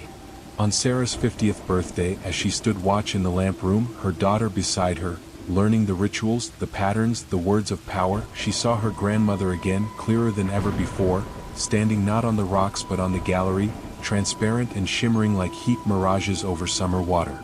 "You've done well," Eleanor's voice came as whisper of wind, "better than I hoped, stronger than I was, but the compact is changing, evolving, and she gestured to Sarah's daughter, "will face challenges we never imagined, will need to forge new bargains for a new age." The apparition faded with the dawn, but her words lingered, a warning and a promise combined, and Sarah knew that her time as keeper was drawing to a close, that soon she would pass the keys and the knowledge and the burden to the next generation. That day came sooner than expected, on a winter night when the storms were worse than any in memory, when the sea rose to heights that defied physics, when the things below made their strongest push yet against the barriers, testing the resolve of a keeper who had held the watch for 27 years. Sarah stood in the lamp room, speaking the words with all her strength, reinforcing the symbols, pouring her will into the light, but she could feel them winning, feel the compact straining, threatening to snap like overstretched rope. "Mom?" Her daughter Lisa burst through the door, 25 now and trained in all the keeper's arts. "Let me help, let me take some of the burden." And in that moment, Sarah understood what her grandmother had meant. The compact could evolve, could be shared, could adapt to new times while maintaining its essential purpose. And she reached out, taking her daughter's hand, joining their power, their will, their connection to the bloodline. Together they pushed back the assault, reinforced the barriers, sent the ancient things sliding back into the depths with howls of frustration that shook the lighthouse to its foundations. And when dawn broke, they stood together, exhausted but victorious, knowing that the compact had been renewed, transformed, made stronger by their unity. "It's time," Sarah said, pulling the brass keys from her pocket, the keys that had started this journey so many years ago. "The lighthouse is yours now, the watch is yours, but remember, you don't have to bear it alone." Lisa took the keys with steady hands, understanding in her eyes, and that night, she performed her first solo watch while Sarah slept peacefully for the first time in decades, trusting in her daughter's strength, in the evolution of the compact, in the continuity of protection. The lighthouse still stands on Devil's Tooth, its light still flashing at 3:47 a.m., and those who know where to look can sometimes see two figures in the lamp room, the current keeper and the shadow of all who came before, maintaining the watch, holding the line, keeping the ancient bargains that allow the town to sleep peacefully, unaware of what swims in the dark waters beyond the beam's reach.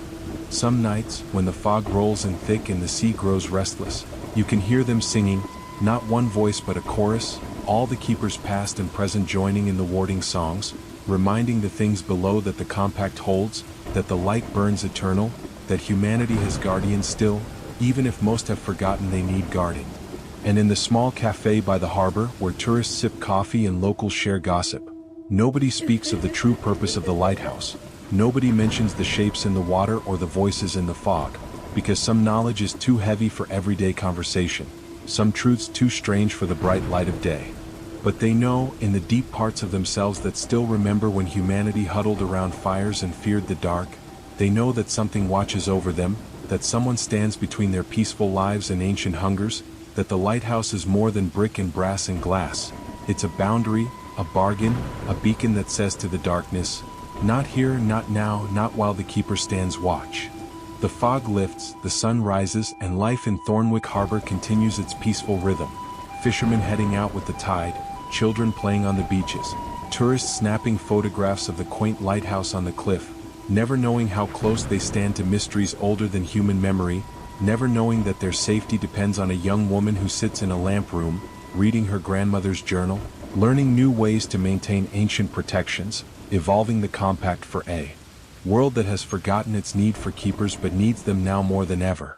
And somewhere beneath the waves, in places where light has never reached, things older than continents wait with patience born of eons, testing the barriers, probing for weakness, but always finding the light still burning, the keeper still watching, the compact still holding, a reminder that some boundaries are meant to be maintained, some doors meant to stay closed, some lights meant to burn forever, no matter how dark the night becomes. I heard my brother's voice, but he died last year. 2 years after my brother, Scott, died in a kayaking accident, I took a solo trip to the High Uintas in Utah.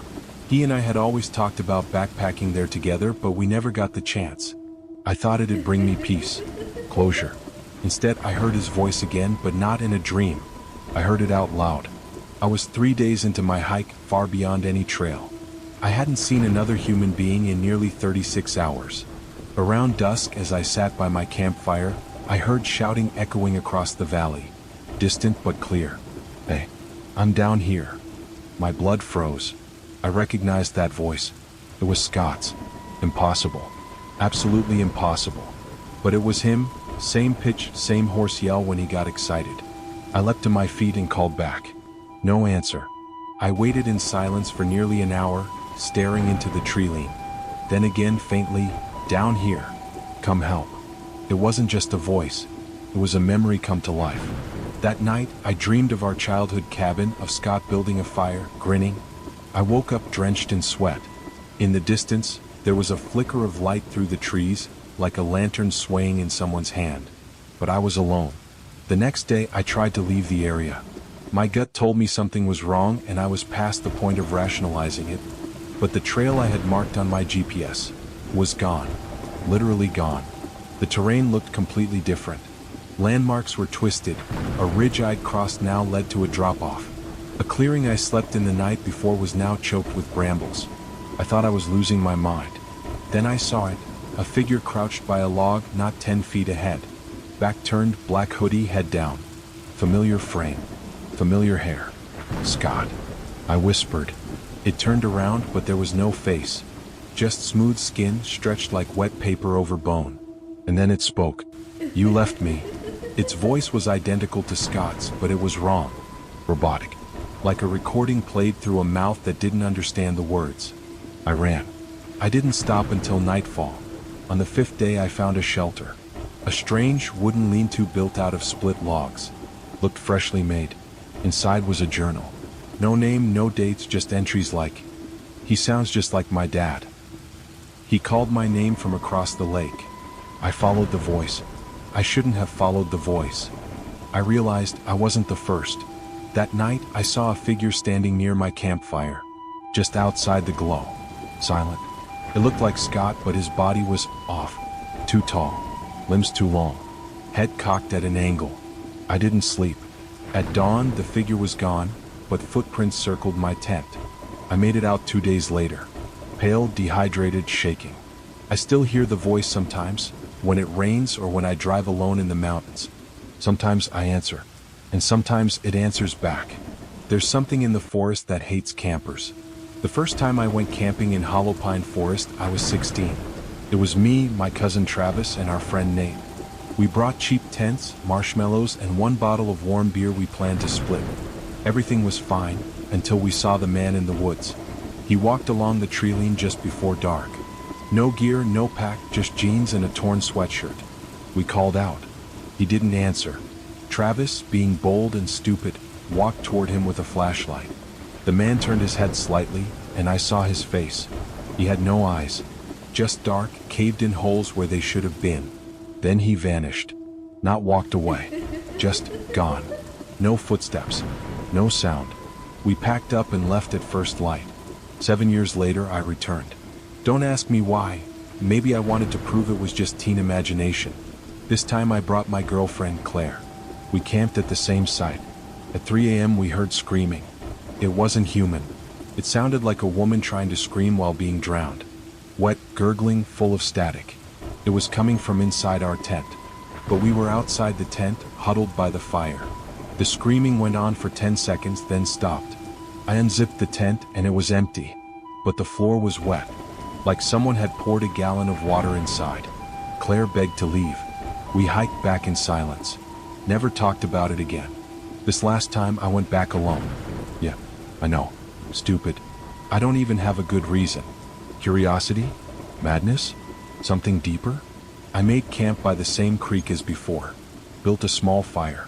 Tried to stay calm. Around midnight I saw the flames flicker. But there was no wind. I watched and realized the fire wasn't flickering. It was breathing. Expanding, contracting. Slowly. Like lungs. Then the shadows around the fire stretched unnaturally long. And one of them moved. It stepped into the light. It was a figure, Tall, skin like burned bark, eyes glowing like coals. It crouched near the fire and looked at me. Then it spoke, its voice a slow rumble. You brought them. You always bring them. I don't know who them was. I don't want to know. I ran. Didn't even grab my pack. Got lost. Slept under a bush in 40-degree weather. When I got back to the road the next day, my car was covered in ash. I've never gone back. But Hollow Pine's still there. Waiting. It doesn't forget who visits. And it doesn't forgive those who leave. The last signal. The radio transmission lasted exactly 47 seconds before cutting to static, but those 47 seconds changed everything for the survivors huddled in the abandoned London Underground station, because after 28 years of silence, someone was broadcasting coordinates to a place called Haven, claiming they had a cure. Marcus Chin pressed his ear against the ancient radio receiver, his hands trembling as he fine-tuned the frequency, desperate to catch any echo of the transmission that had pierced through decades of dead air like a knife through cloth. "Play it again," whispered Elena Rodriguez, her scarred face illuminated by the pale green glow of the radio's display, hope and skepticism warring in her dark eyes as she glanced at the others gathered in their makeshift underground home. The recording crackled to life, a woman's voice, clear and measured despite the static. "This is Dr. Sarah Whitmore broadcasting from Haven Research Facility, coordinates 53.4 north, 0.1 west. We have developed a cure for the rage virus. Repeat, we have a cure, but we need immediate assistance. Our defenses are failing. If anyone is listening, please." And then nothing. Just the endless white noise that had been their only companion for nearly 3 decades. "It's impossible," said James Murphy, the group's de facto leader, his gray beard unable to hide the doubt etched on his weathered face. "No one could have survived out there for 28 years, not with the infected, not with what the world became." But Marcus had already started packing, shoving the few possessions he'd accumulated into a worn backpack, his mind racing with possibilities because, impossible or not, the coordinates placed Haven somewhere in the Midlands, maybe 3 days' journey if they were careful, if they were lucky, if the infected hadn't multiplied beyond all reckoning in the years since anyone had dared venture beyond the safety of the deep tunnels. "You're actually considering this?" Elena asked, though she too was already checking her weapons, counting ammunition, her body language betraying the same desperate hope that gnawed at Marcus's chest like a living thing. 28 years, Elena," Marcus replied, meeting her gaze. 28 years of hiding like rats, of watching our numbers dwindle, of teaching children who've never seen the sun about a world that might as well be mythology. What if this is real? What if there's actually a chance?" The debate raged through the night, voices rising and falling in the cathedral-like space of the abandoned Piccadilly station, its platforms long since converted into living quarters, its tracks barricaded against the nightmares that prowled the city above. "I saw what happened the last time someone believed in a cure," said old Catherine, her blind eyes staring at nothing, her voice carrying the weight of terrible memory. "Watched my whole family torn apart because we trusted the wrong broadcast, believed the wrong promise. But the younger members of their community, those born after the collapse, pressed forward with questions about the surface, about the sun, about the possibility of life beyond the tunnels, and Marcus could see the tide turning, could feel the momentum building toward a decision that would either save them or doom them all. "We can't all go," James said finally, his pragmatism asserting itself. "If this is a trap, or if it's real but overrun, we need people here to maintain the settlement, to preserve what we've built." The logic was sound, but choosing who would stay and who would go sparked fresh arguments, families torn between safety and hope, friends forced to confront the possibility that this goodbye might be final.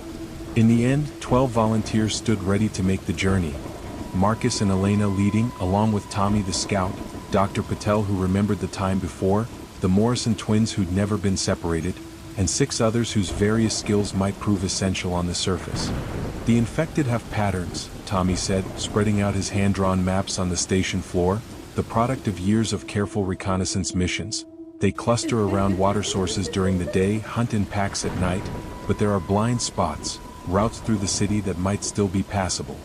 The preparation took 3 days, every detail scrutinized, every piece of equipment checked and rechecked, because there would be no margin for error once they left the safety of the underground.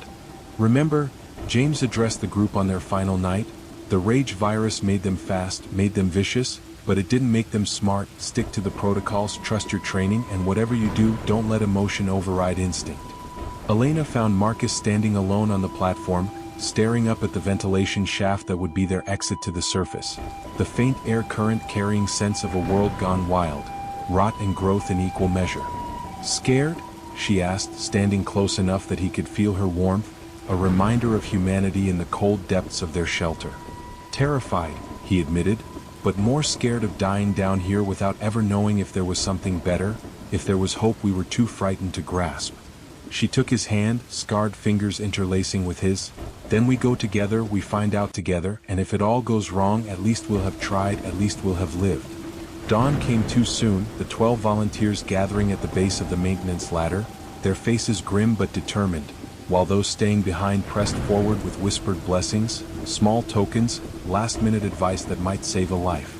"The first rule of the surface," Tommy reminded them as he checked the sealed hatch above, "is that everything has changed. Streets you think you know are overgrown jungles, buildings you remember are death traps. Trust nothing, question everything." The hatch opened with a shriek of protesting metal that made them all freeze, listening for any response from above, but only silence greeted them, the particular kind of silence that had settled over the world after the screaming stopped. Marcus emerged first, blinking in the pale morning light that filtered through the canopy of vegetation that had reclaimed Piccadilly Circus, the famous screens dark and shattered, nature having begun the slow process of erasing humanity's footprint. "Clear," he whispered, helping the others up, his eyes scanning constantly for movement, for the telltale signs of infected. The jerky movements, the blood-red eyes, the inhuman speed that had spelled doom for billions. London had become a vertical jungle, vines and creepers turning buildings into green cliffs, streets into shadowy canyons where danger could lurk behind every corner, in every shadow, patient and hungry. "Stay close," Elena ordered, taking point with her crossbow ready, the silent weapon crucial in a world where noise meant death, where the infected could hear a gunshot from miles away and converge like a plague of locusts. They moved in practiced formation through the alien landscape of their former home, past the rusted hulks of abandoned vehicles now serving as planters for wild gardens, past storefronts where mannequins stood like pale sentinels, their plastic faces a mockery of the humanity that once thronged these streets. "Movement," Tommy hissed, and they all froze, weapons raised, as a pack of deer bounded across Oxford Street, their presence both reassuring and unnerving. If prey animals had returned, what predators had followed? The first day passed without incident, almost anticlimactically as they made steady progress northwest, using the sun when it broke through the clouds, following Tommy's memorized routes through the safer zones he'd mapped over years of careful exploration. "The infected don't like the open areas during daylight," he explained as they skirted Hyde Park, now a vast meadow dotted with young forests, too exposed, too hot. They prefer the shadows, the cool dark places where they can ambush. But as afternoon wore toward evening, the tension ratcheted up, every shadow potentially hiding death, every sound possibly the first warning of an attack that would come too fast to counter.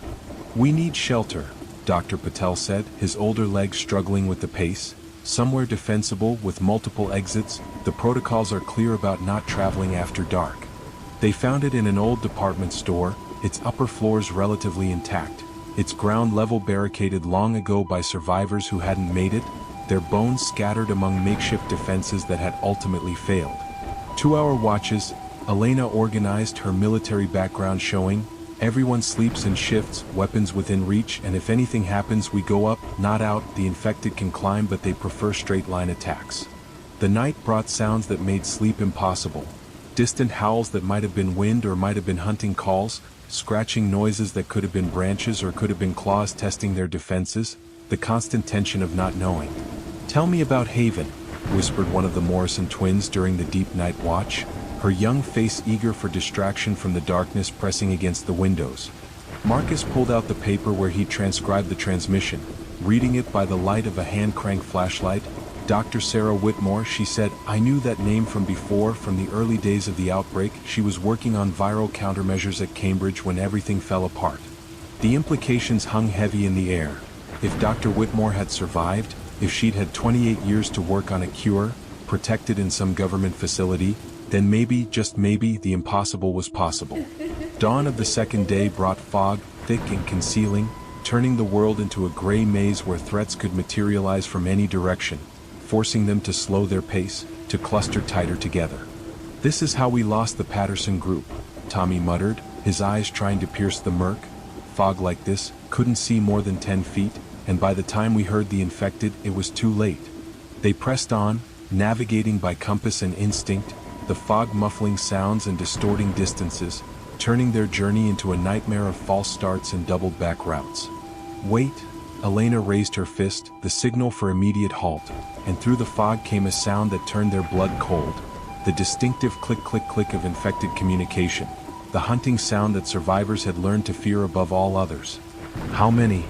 Marcus breathed, trying to pinpoint the source, but the fog-scattered sound made it impossible to tell if they were surrounded or if it was a single hunter calling for its pack. Move, Tommy decided, slow and quiet, bearing northwest. If we can reach the rail lines, the elevated tracks will give us visibility above this soup.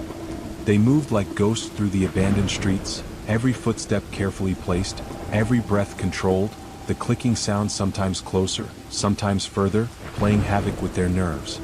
There. One of the team pointed to a shadow in the fog, human-shaped but wrong, moving with the jerky, aggressive gait of the infected. And before anyone could stop him, he fired, the gunshot shattering the silence like a dinner bell for every monster within miles. Run! Elena commanded, all pretense of stealth abandoned as howls erupted from multiple directions, the fog suddenly alive with moving shadows, converging on their position with terrifying speed. They ran through the gray maze, Marcus pulling Dr. Patel along, the Morrison twins covering their retreat with controlled bursts of fire, the elevated rail line appearing through the fog like salvation. Everyone up. Tommy was already scaling the access ladder, others following, but the infected were closing fast, their inhuman speed eating up the distance, their screams of rage echoing off the buildings. Marcus pushed Dr. Patel up the ladder, turned to help others, and saw Elena standing her ground, her rifle spitting fire at the shadows pouring out of the fog, buying them precious seconds. "Elena now!" he screamed, but she was already moving, slinging her rifle and leaping for the ladder as infected hands clawed at the space where she'd been standing. They made it, all 12 of them, hauling themselves onto the elevated platform as the infected swarmed below, their fury terrible to behold, dozens of them now, maybe hundreds, drawn by the gunfire and the prospect of prey. "The tracks," Tommy pointed along the rail line, "we can follow them north, stay above street level, the infected can climb but they're slower going vertical than horizontal." They moved along the abandoned railway, the fog beginning to lift as the sun climbed higher, revealing the true horror of what pursued them. A horde of infected filling the streets below, following their progress, waiting for any opportunity to reach them. "We can't stay up here forever," Dr. Patel gasped, exhausted from the chase. "They'll follow us all the way to Haven if it exists, lead them right to whoever might be there." It was Elena who proposed the solution, pointing to a gap in the elevated line ahead where bombing during the early days had taken out a section. "We jump to that building, traverse through, come out 2 blocks over, break their line of sight and lose them in the residential areas." The plan was dangerous but sound, and one by one they made the leap across the gap, the infected howling their frustration below, some attempting to climb the support pillars but lacking the coordination for such vertical pursuits. This way, Tommy led them through the abandoned office building, its windows long since shattered, its floors carpeted with bird droppings and the detritus of decades, but blessedly empty of threats. They emerged onto a different street, the horde sounds distant now, confused, and they pressed their advantage, moving quickly but quietly through the residential neighborhoods that had once housed millions. "Look at this," one of the team members pointed to graffiti on a wall, fresher than the faded remnants from the early days. "Someone's been here recently, maybe within the last few years." The message was simple but meaningful: Haven is real. Follow the rails. Trust the doctor. With an arrow pointing north, confirmation that they weren't chasing ghosts, that someone else had made this journey and lived to mark the way. "We're close." Marcus felt it, the coordinates placing them within a day's travel of their destination. But close meant nothing if they couldn't survive the journey, if the cure was real but they died trying to reach it. That night they sheltered in a fortified house, its previous occupants having turned it into a miniature fortress before abandoning it for unknown reasons, leaving behind supplies that included precious ammunition and medical supplies.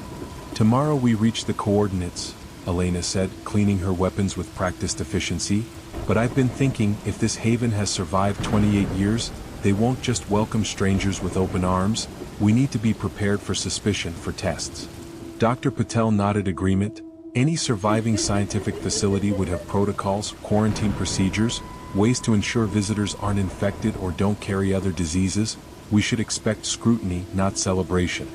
The final day dawned clear and cold, autumn having crept upon the world while they traveled, painting the overgrown landscape in reds and golds that would have been beautiful if not for the constant threat of death. Industrial area ahead, Tommy reported from his scouting position. Lots of cover but also lots of blind corners, and I'm seeing signs of recent activity. Tire tracks, cleared pathways, someone's been maintaining this area. They approached cautiously, weapons ready but not raised, trying to project non-threatening intent while maintaining vigilance, and then they saw it.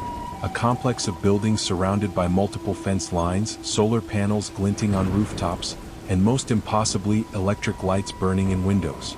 "Stop where you are." A voice boomed from hidden speakers, cultured and authoritative.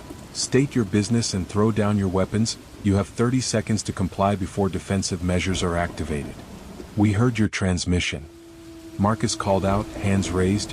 "We've come from London. We're survivors seeking Dr. Sarah Whitmore and the cure she mentioned." A long pause, then different voice, older, feminine. "London? After all this time? How many?" 12, Elena responded. "All clean, no bites, no infections. We can submit to any tests you require." Gates opened in the fence line, not the main entrance but a smaller access point, and figures in hazmat suits emerged, carrying scanning equipment and weapons, their movements professional and practiced. One at a time, the lead figure instructed, "You'll be scanned, examined, and quarantined for 72 hours before anyone meets with you. These are non-negotiable terms, accept or leave." They accepted, submitting to blood tests and physical examinations, enduring the indignity of decontamination procedures, understanding that such caution was what had kept this place operational when the rest of the world had fallen. The quarantine quarters were luxurious by their standards. Running water, electricity, beds with actual mattresses, and windows looking out onto cultivated gardens where people in protective gear tended to growing things. "It's real," Dr. Patel whispered, tears streaming down his face as he watched children playing in a secured area. "Dear God, it's all real. They've built something here, something sustainable." On the third day, Dr. Sarah Whitmore herself came to meet them, older than the photographs from before the fall, her hair silver now, her face lined with years of struggle and loss, but her eyes sharp with intelligence and purpose. "You'll forgive the precautions," she said, sitting across from them in the meeting room, "but we've learned through bitter experience that trust must be earned, that hope can be a weapon turned against us." She explained Haven's history, how a government continuity program had established the facility in the early days, how they'd gathered scientists and resources, how they'd spent years understanding the rage virus, developing countermeasures, failing more often than succeeding. "The cure isn't what you might imagine," she continued, her voice clinical but not without compassion. "We can't reverse the infection in those already turned, the neurological damage is too severe, but we can inoculate the uninfected, prevent new cases, stop the spread." The implications were staggering. Not a magic bullet to restore the world, but a tool to rebuild it, to ensure that future generations could reclaim what had been lost without fear of the virus that had destroyed civilization. "But we need people," Dr. Whitmore leaned forward, urgency creeping into her tone. "Our population is aging, our genetic diversity limited, and there are other facilities out there, other pockets of survivors who need this cure, who need hope." She showed them the lab where the vaccine was produced, the training facilities where new generations learned both pre-fall knowledge and post-fall survival skills, the plans for expansion, for reconnection, for the slow, careful rebuilding of the world. "Your settlement in London," she addressed them directly. "We need to establish a supply line, share the vaccine, combine our resources. It won't be easy, the journey you made will have to be repeated, improved, fortified, but it's possible." The debate that night was different from the one that had preceded their departure. Not whether to trust this hope, but how best to implement it, how to convince those left behind, how to bridge the gap between two communities separated by more than just distance. "I'll go back," Marcus volunteered. "Lead the first group, establish the route. Tommy can map it properly this time, set up waypoints, supply caches, safe houses along the path." Elena nodded. "And I'll stay, learn their security protocols, train with their teams, understand how they've survived so we can apply those lessons to our own defenses."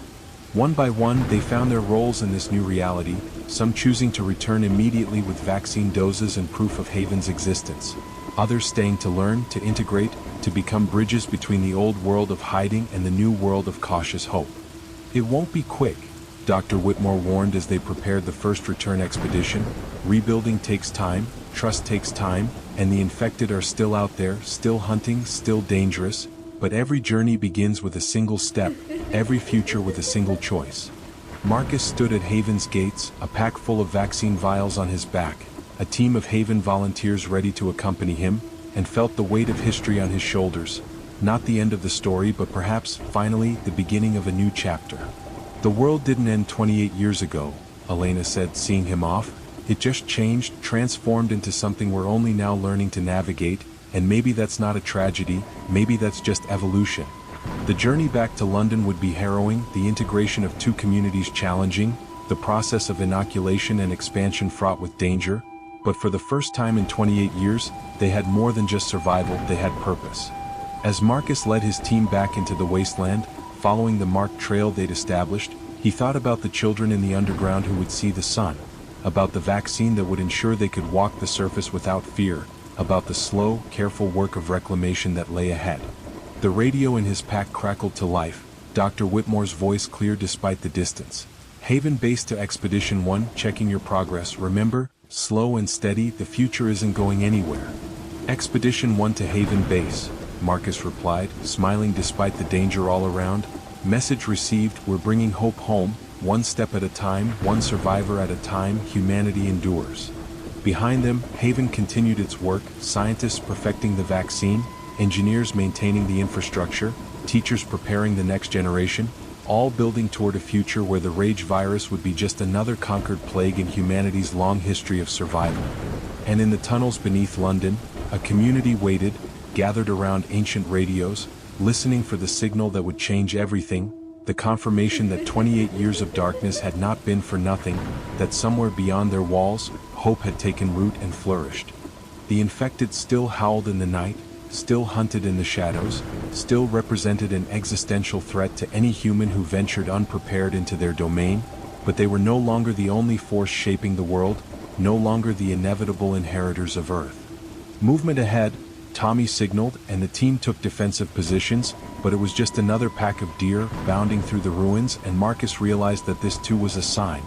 Life adapting, persisting, finding ways to thrive even in the margins of catastrophe.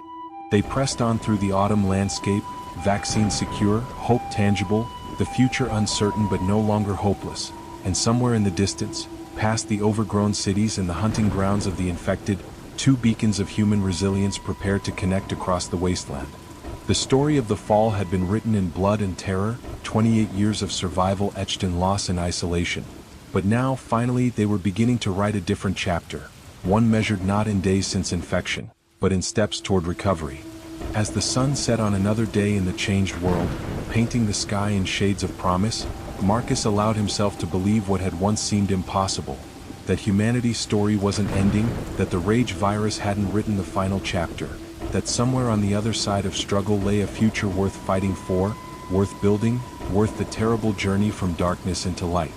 The last signal had been received, the first expedition had begun, and between the underground sanctuary of London and the fortified hope of Haven, a bridge was being built, fragile, dangerous, but undeniably real, a lifeline thrown across the abyss of years, proof that even in the darkest night, humans would find a way to kindle new flames, to carry light forward, to endure and ultimately to prevail. Airbnb Horror Stories Script. Story 1, The Hidden Camera. I used to travel a lot for work and always stayed at Airbnbs because they were cheaper than hotels. Most of the time everything went fine and I never had any problems with the places I stayed at. I'm a pretty quiet person and I don't make messes, so hosts usually left good reviews for me. But last summer I had a work trip to Denver and found this really nice studio apartment for a good price. The pictures looked great and it had amazing reviews from other guests, so I booked it for 3 nights. When I got there, the host texted me the lock code and told me to make myself at home. The place was even nicer than the pictures showed. It was a small but modern apartment with a big comfortable bed and a nice kitchen. I dropped my bags and decided to take a shower since I had been driving for 6 hours.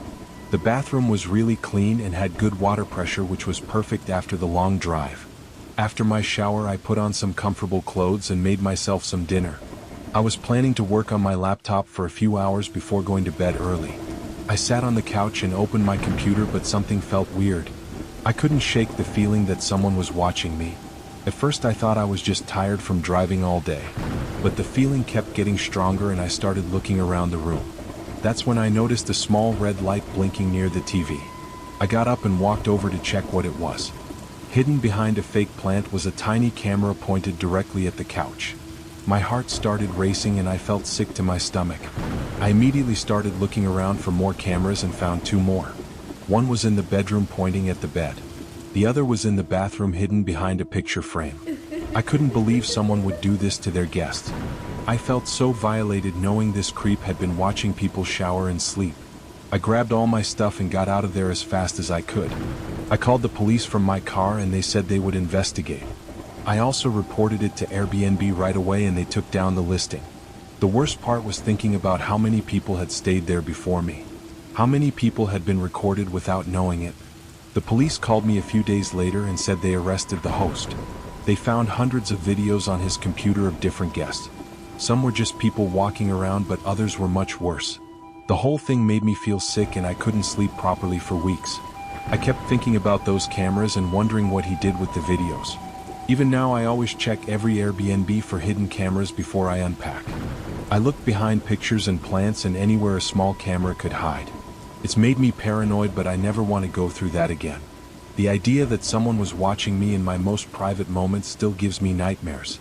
I barely use Airbnb anymore, and when I do I'm constantly looking over my shoulder. The fake host. Last winter I booked an Airbnb in Miami for a weekend getaway with my girlfriend. We were both really excited because we hadn't taken a vacation in over a year. The place looked perfect online with a pool and was close to the beach. When we got there on Friday evening, everything seemed normal. The host had texted us the door code earlier that day. We parked in the driveway and walked up to the front door. The code worked fine and we went inside with our bags. The house was exactly like the photos showed and we were both really happy. We unpacked our clothes and decided to go grab dinner at a nearby restaurant. When we came back a few hours later, we noticed a car parked across the street. There was a man sitting inside just staring at the house. My girlfriend noticed him first and pointed him out to me. I thought maybe he was just waiting for someone, so we didn't think much of it. We went inside and watched TV for a while before going to bed. The next morning when I looked out the window, the same car was still there. The man was gone, but I could see someone had been sleeping in the car. There were blankets and food containers on the dashboard. This was starting to feel really weird, but I didn't want to ruin our vacation. We went to the beach for the day and tried not to think about it. When we came back that evening, the car was gone, but now there was a different one. This time it was a woman sitting in a van watching the house. My girlfriend was getting really scared and wanted to leave. I told her we should call the police first to see what was going on. While I was on the phone with them, she was looking out the window. She suddenly grabbed my arm and whispered that the woman was walking toward our front door. I told the police what was happening and they said they would send someone right away. The woman knocked on the door and called out that she was the real owner of the house. She said we were staying there illegally and needed to leave immediately. I yelled through the door that we had booked it through Airbnb. She said someone had been using her house without permission for months. The police showed up a few minutes later and talked to both of us. It turned out the woman was telling the truth. She really was the owner and had no idea her house was being rented out. Someone had been using her photos and address to scam people on Airbnb.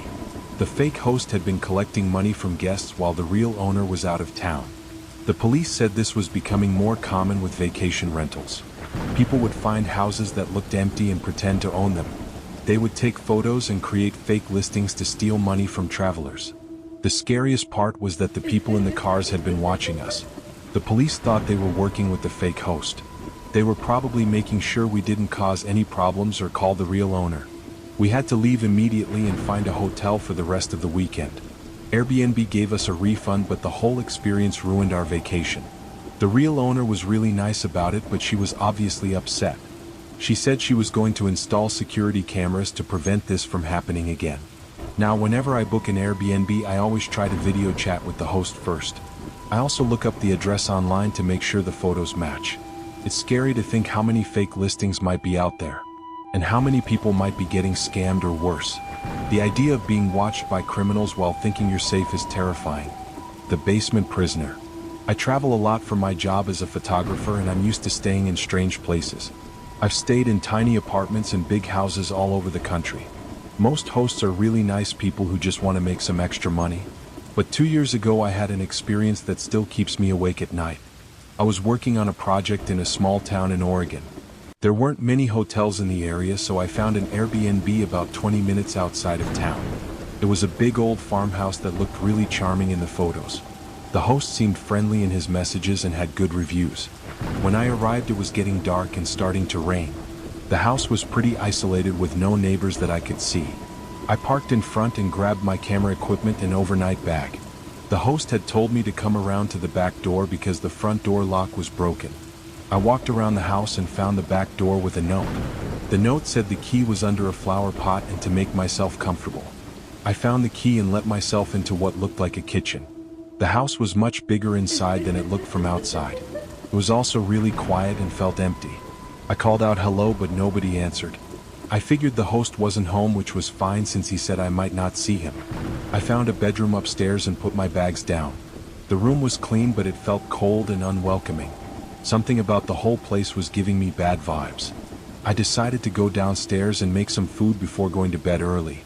In the kitchen, I opened the refrigerator to see if there was anything to eat. It was completely empty except for a bottle of water. I thought that was weird since most Airbnb hosts leave some basic food for guests.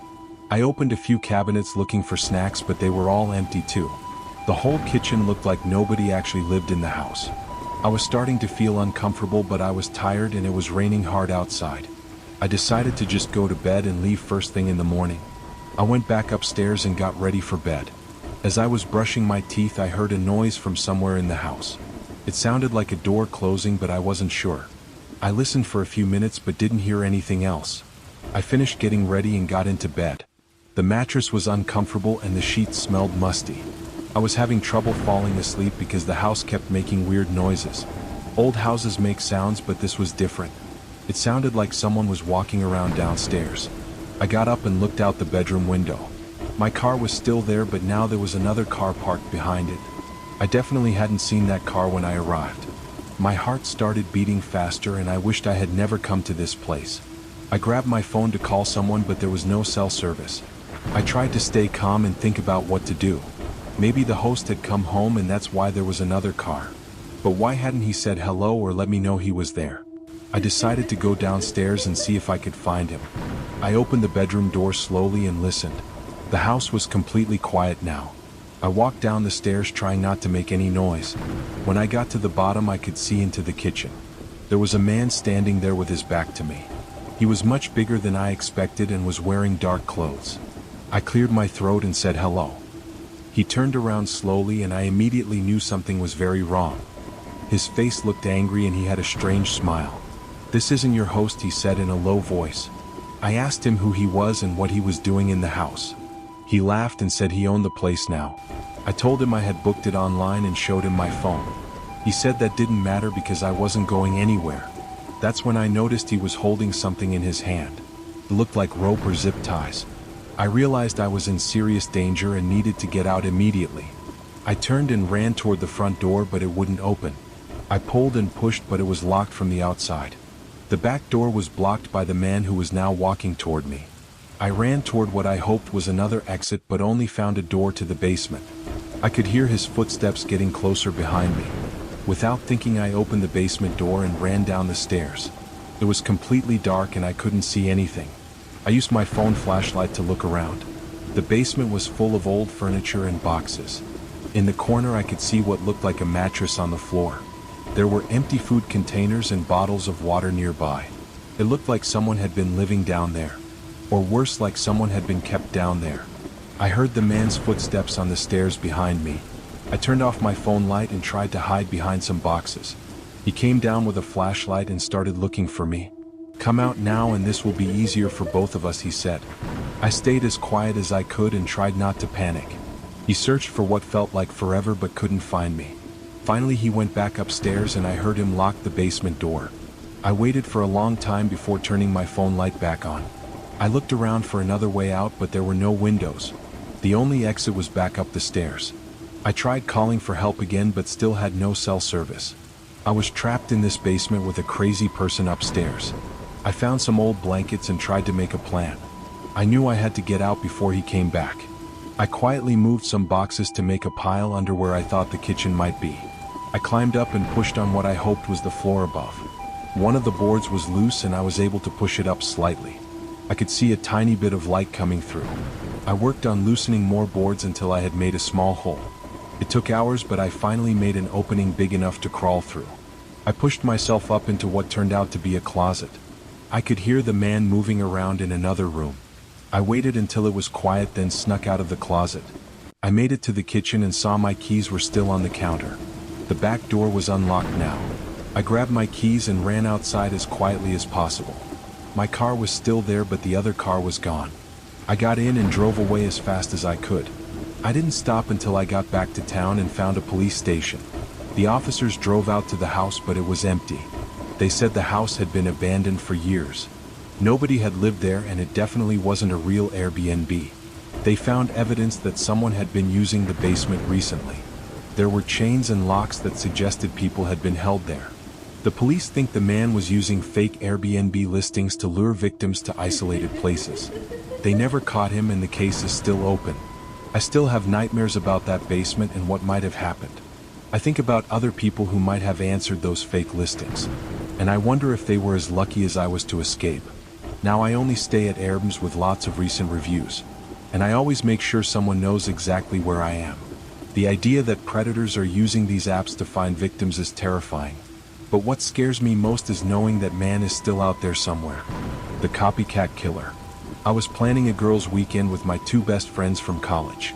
We decided to rent a house in the mountains for a long weekend. All three of us had been working too much and needed to get away from everything. We found a beautiful cabin that looked perfect for our trip. It had a hot tub and a fireplace and was surrounded by trees. The host had great reviews and the price was really reasonable. We booked it for 3 nights and were all excited about our getaway. When we arrived on Friday afternoon, the place was even prettier than the photos. It was completely isolated, which was exactly what we wanted. We could relax and be loud without bothering any neighbors. We unpacked our stuff and went grocery shopping for the weekend. That evening we made dinner and opened a bottle of wine. We were having such a good time catching up and laughing. Around 10 o'clock we decided to get in the hot tub. We put on our bathing suits and went outside. The hot tub was on a deck that overlooked the forest. It was a clear night and we could see all the stars. We were in the hot tub for about an hour just talking and enjoying ourselves. That's when Sarah noticed something moving in the trees. She pointed toward the forest and asked if we saw it too. At first I thought it was just an animal. But then I saw what looked like a person standing between the trees. They were far enough away that we couldn't see them clearly, but they seemed to be watching us. We all got quiet and stared in that direction. The figure didn't move for several minutes. Then it slowly backed away until we couldn't see it anymore. We were all pretty freaked out but tried to convince ourselves it was nothing. Maybe it was just a hiker or someone walking their dog. We got out of the hot tub and went back inside. We locked all the doors and closed all the curtains. None of us felt like going to bed yet, so we decided to watch a movie. About halfway through the movie we heard something outside. It sounded like footsteps on the gravel driveway. We turned off the TV and listened carefully. The footsteps were slow and deliberate, like someone was trying to be quiet. They walked all the way around the house. We could hear them on the deck where the hot tub was. Then they came around to the front door. We heard someone trying the door handle. It was locked, but whoever was out there kept trying it. Then they moved to the windows and started checking those too. We were all terrified and didn't know what to do. I grabbed my phone to call the police, but we had no cell service. The cabin was too far from any cell towers. We were completely cut off from the outside world. The person outside kept checking every window and door. It went on for what felt like forever. Finally the sound stopped and we didn't hear anything else. We stayed awake all night, taking turns watching out the windows. When morning came we decided we needed to leave immediately. We packed our stuff as quickly as possible. As we were loading the car, Sarah found something that made us all panic. There was a note stuck under one of the windshield wipers. It was written in black marker on a piece of torn paper. It said, "I know what you did last summer." We all looked at each other in confusion. None of us had any idea what the note was supposed to mean. We hadn't done anything wrong last summer or any other time. We got in the car and drove toward town as fast as we could. When we got cell service back, I called the police. They said they would check on the cabin, but it would take a while to get there. We decided to just go home instead of finding another place to stay. The whole weekend was ruined and we were all really shaken up. A few days later, one of the officers called me back. He said they had found evidence that someone had been living in the woods near the cabin. There were empty food cans and a sleeping bag hidden in the trees. They also found more notes with the same message about last summer.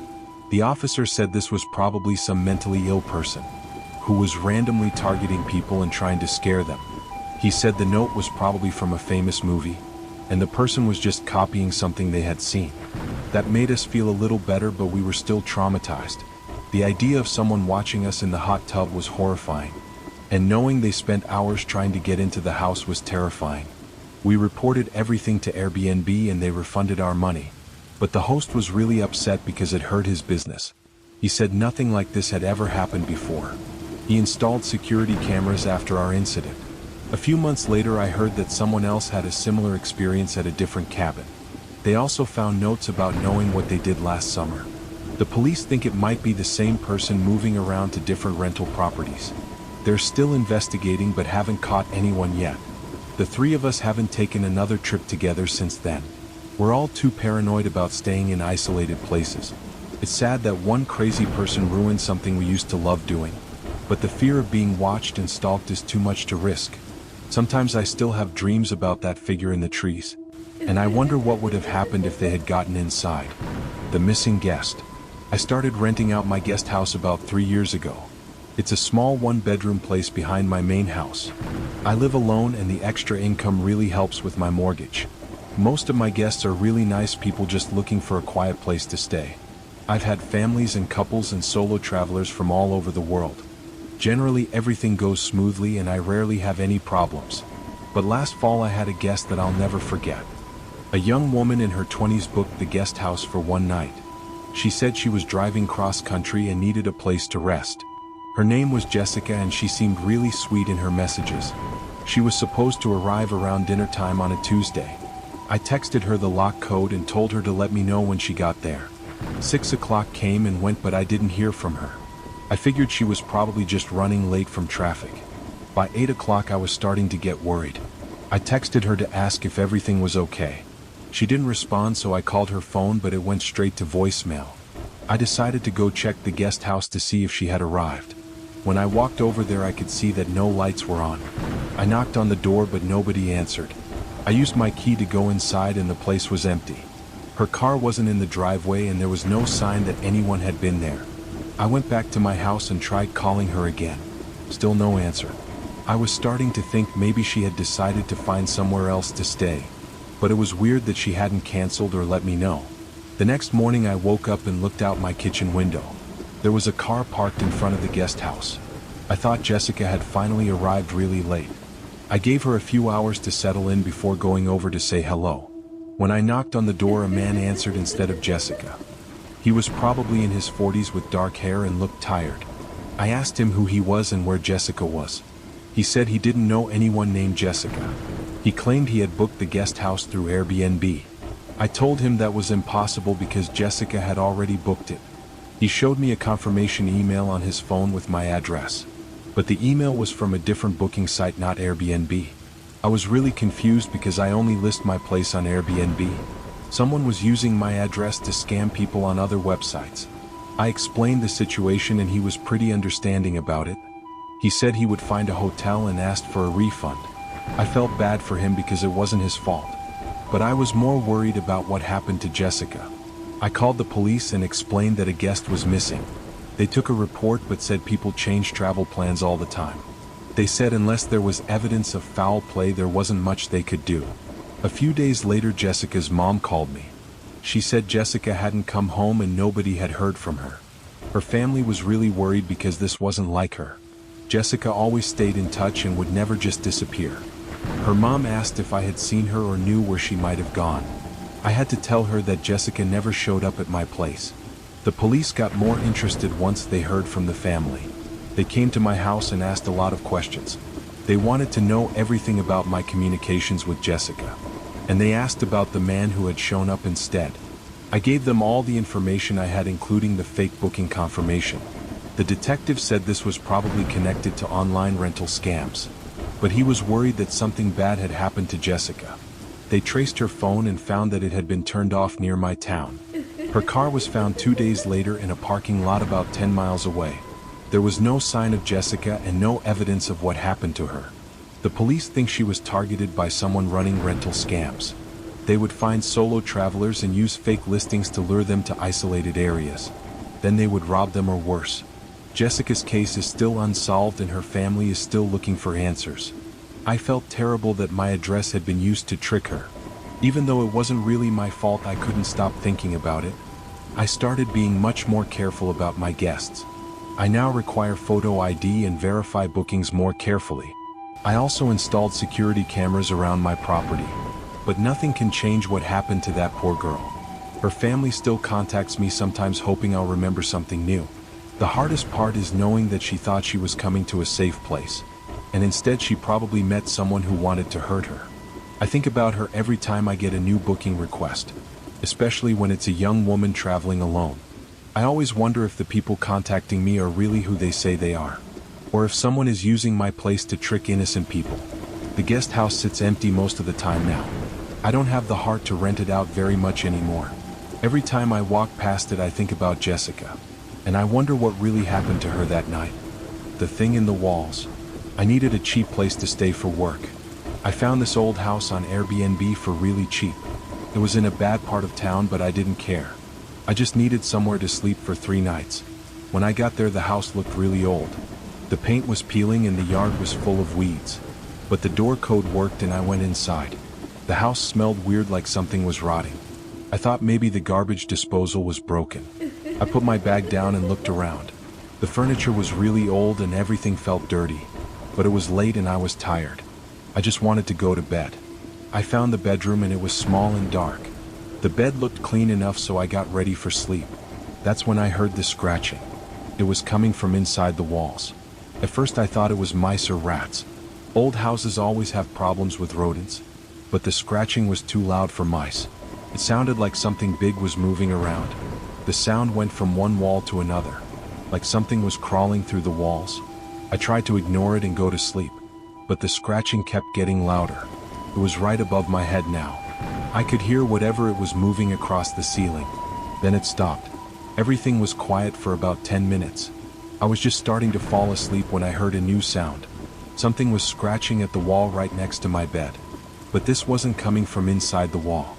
It was coming from my side of the wall, like something was trying to scratch through into the room. I got up and turned on the light. There were long scratch marks on the wall that weren't there before. Deep gouges in the paint, like something with claws had made them. I was really scared now. I grabbed my bag and ran to the living room. But the scratching followed me. I could hear it moving through the walls wherever I went. I tried to leave, but the front door wouldn't open. The lock was stuck or broken. I tried the back door, but it was the same thing.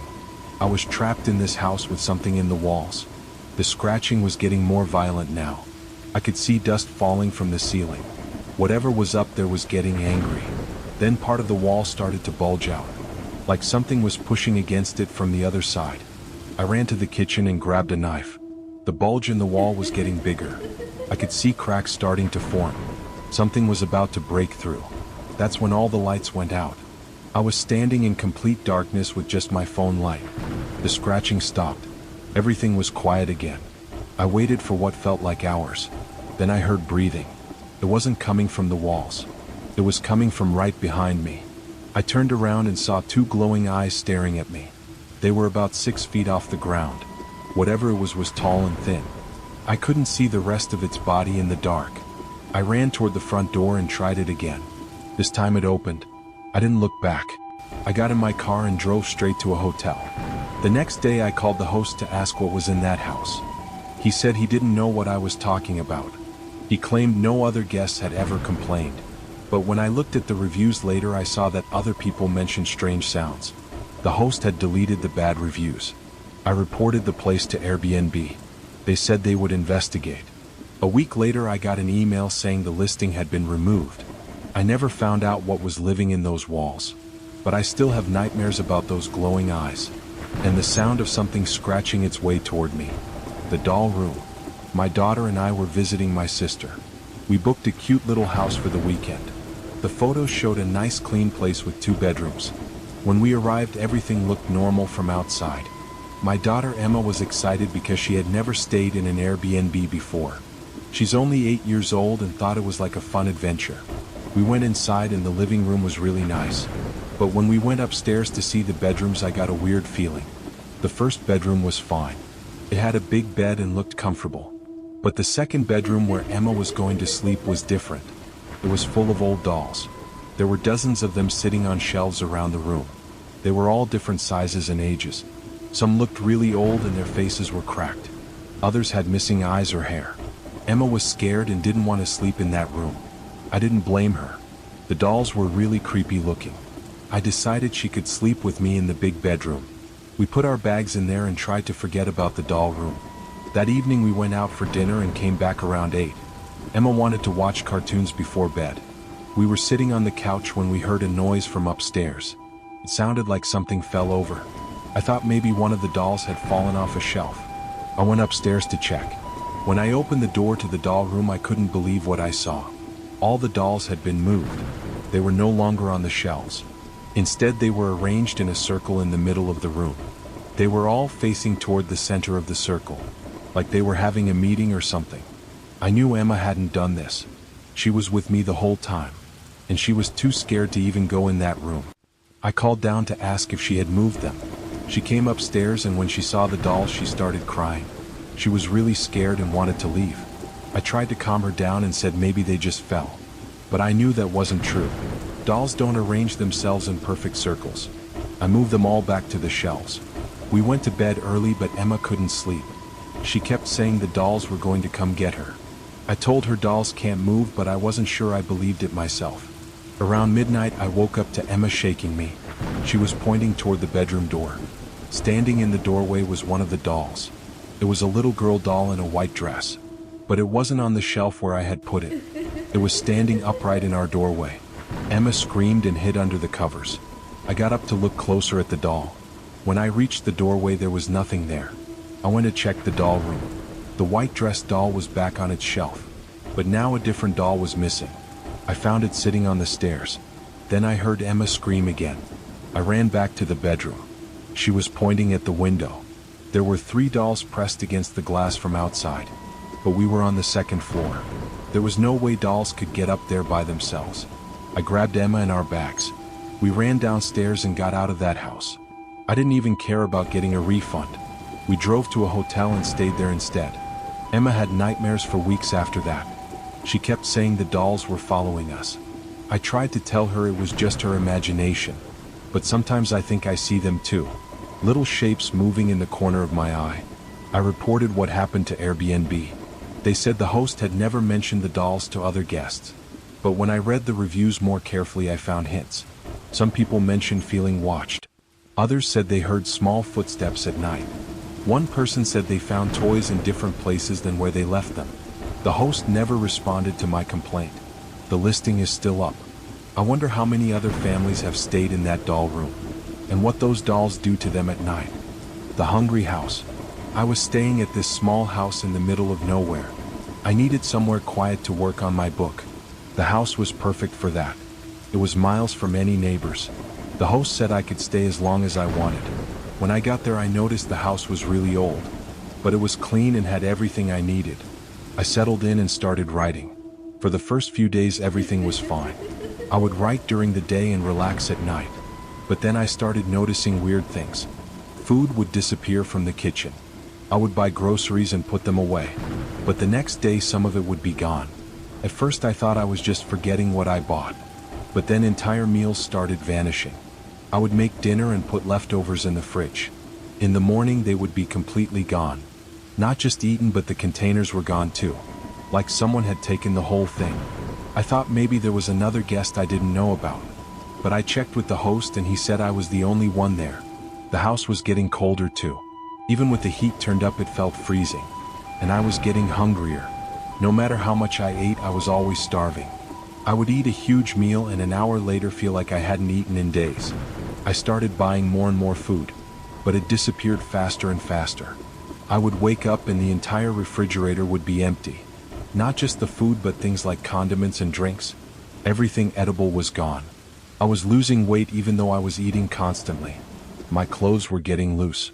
I looked in the mirror and my face was getting thin. Something was wrong with this house. It felt like the house itself was eating. Not just the food but eating me too. I decided to leave, but when I tried to pack, my car wouldn't start. The battery was completely dead. My phone had no signal, so I couldn't call for help. I was stuck in this house that was slowly consuming everything. I tried to ration what little food I had left, but every morning there would be less. The house was taking it while I slept.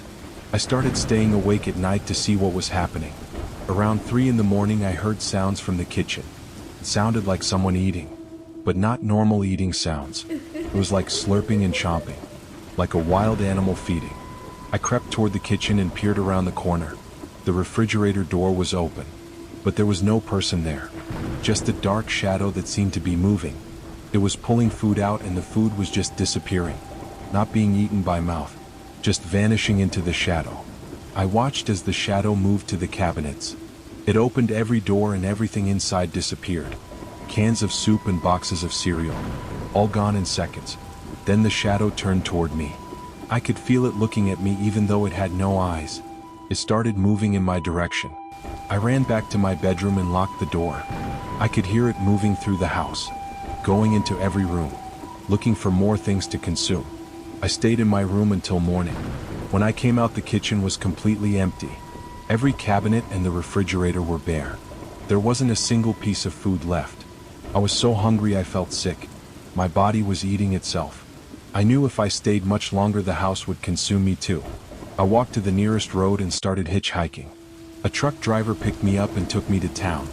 I never went back for my car or my things. I heard later that other riders had stayed at that house.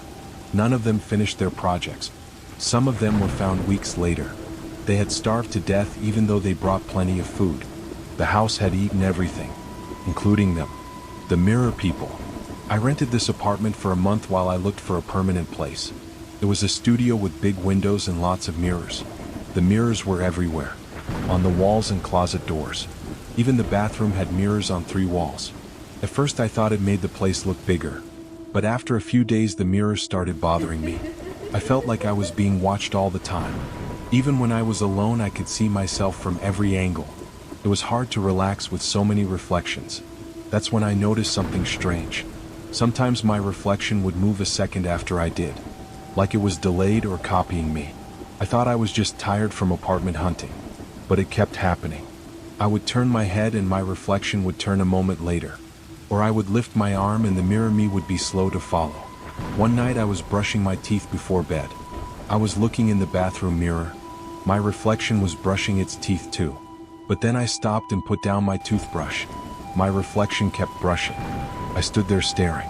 My reflection was moving independently. It was still brushing its teeth even though I had stopped. I reached out to touch the mirror. My reflection reached out too. But when my hand touched the glass, my reflection's hand was already there waiting. Like it knew I was going to touch the mirror before I did. I backed away from the mirror. My reflection stayed where it was. Now there were 2 versions of me. One real and one in the mirror. And they were doing different things. I ran to the living room. But there were mirrors there too. In every mirror I could see myself. But all the reflections were slightly different. One was smiling when I wasn't. Another was wearing different clothes. One seemed to be talking but I couldn't hear what it was saying. I covered all the mirrors with towels and sheets, but I could still feel them watching. Like the mirror people were still there behind the coverings. That night I had terrible dreams. I dreamed that the mirror people were trying to switch places with me. They wanted to come into the real world and trap me in the mirror world. When I woke up all the towels had fallen down. The mirrors were uncovered again. And standing in each mirror was a different version of me. They were all staring at me, waiting for something. I tried to leave the apartment, but when I looked back through the window, I could see myself still inside, standing in the living room, looking back at me. I was outside but I was also inside. I ran to my car and drove away. but in the rearview mirror I could see myself, still standing at the apartment window, watching myself leave. I never went back to that place, but sometimes when I look in mirrors now, I see that other version of myself, the one that stayed behind, and I wonder which one is real. Am I the one who escaped, or am I the one trapped in the mirrors, looking out at the real world, watching someone else live my life? The thing in the walls. I needed a cheap place to stay for work. I found this old house on Airbnb for really cheap. It was in a bad part of town, but I didn't care. I just needed somewhere to sleep for 3 nights. When I got there, the house looked really old. The paint was peeling and the yard was full of weeds. But the door code worked and I went inside. The house smelled weird, like something was rotting. I thought maybe the garbage disposal was broken. I put my bag down and looked around. The furniture was really old and everything felt dirty. But it was late and I was tired. I just wanted to go to bed. I found the bedroom and it was small and dark. The bed looked clean enough, so I got ready for sleep. That's when I heard the scratching. It was coming from inside the walls. At first I thought it was mice or rats.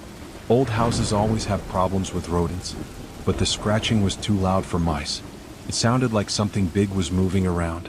The sound went from one wall to another, like something was crawling through the walls. I tried to ignore it and go to sleep, but the scratching kept getting louder. It was right above my head now. I could hear whatever it was moving across the ceiling. Then it stopped. Everything was quiet for about 10 minutes. I was just starting to fall asleep when I heard a new sound. Something was scratching at the wall right next to my bed. But this wasn't coming from inside the wall. It was coming from my side of the wall, like something was trying to scratch through into the room. I got up and turned on the light. There were long scratch marks on the wall that weren't there before. Deep gouges in the paint, like something with claws had made them. I was really scared now. I grabbed my bag and ran to the living room. But the scratching followed me. I could hear it moving through the walls wherever I went. I tried to leave, but the front door wouldn't open. The lock was stuck or broken. I tried the back door, but it was the same thing. I was trapped in this house with something in the walls. The scratching was getting more violent now. I could see dust falling from the ceiling. Whatever was up there was getting angry. Then part of the wall started to bulge out, like something was pushing against it from the other side. I ran to the kitchen and grabbed a knife. The bulge in the wall was getting bigger. I could see cracks starting to form. Something was about to break through. That's when all the lights went out. I was standing in complete darkness with just my phone light. The scratching stopped. Everything was quiet again. I waited for what felt like hours. Then I heard breathing. It wasn't coming from the walls. It was coming from right behind me. I turned around and saw 2 glowing eyes staring at me. They were about 6 feet off the ground. Whatever it was tall and thin. I couldn't see the rest of its body in the dark. I ran toward the front door and tried it again. This time it opened. I didn't look back. I got in my car and drove straight to a hotel. The next day I called the host to ask what was in that house. He said he didn't know what I was talking about.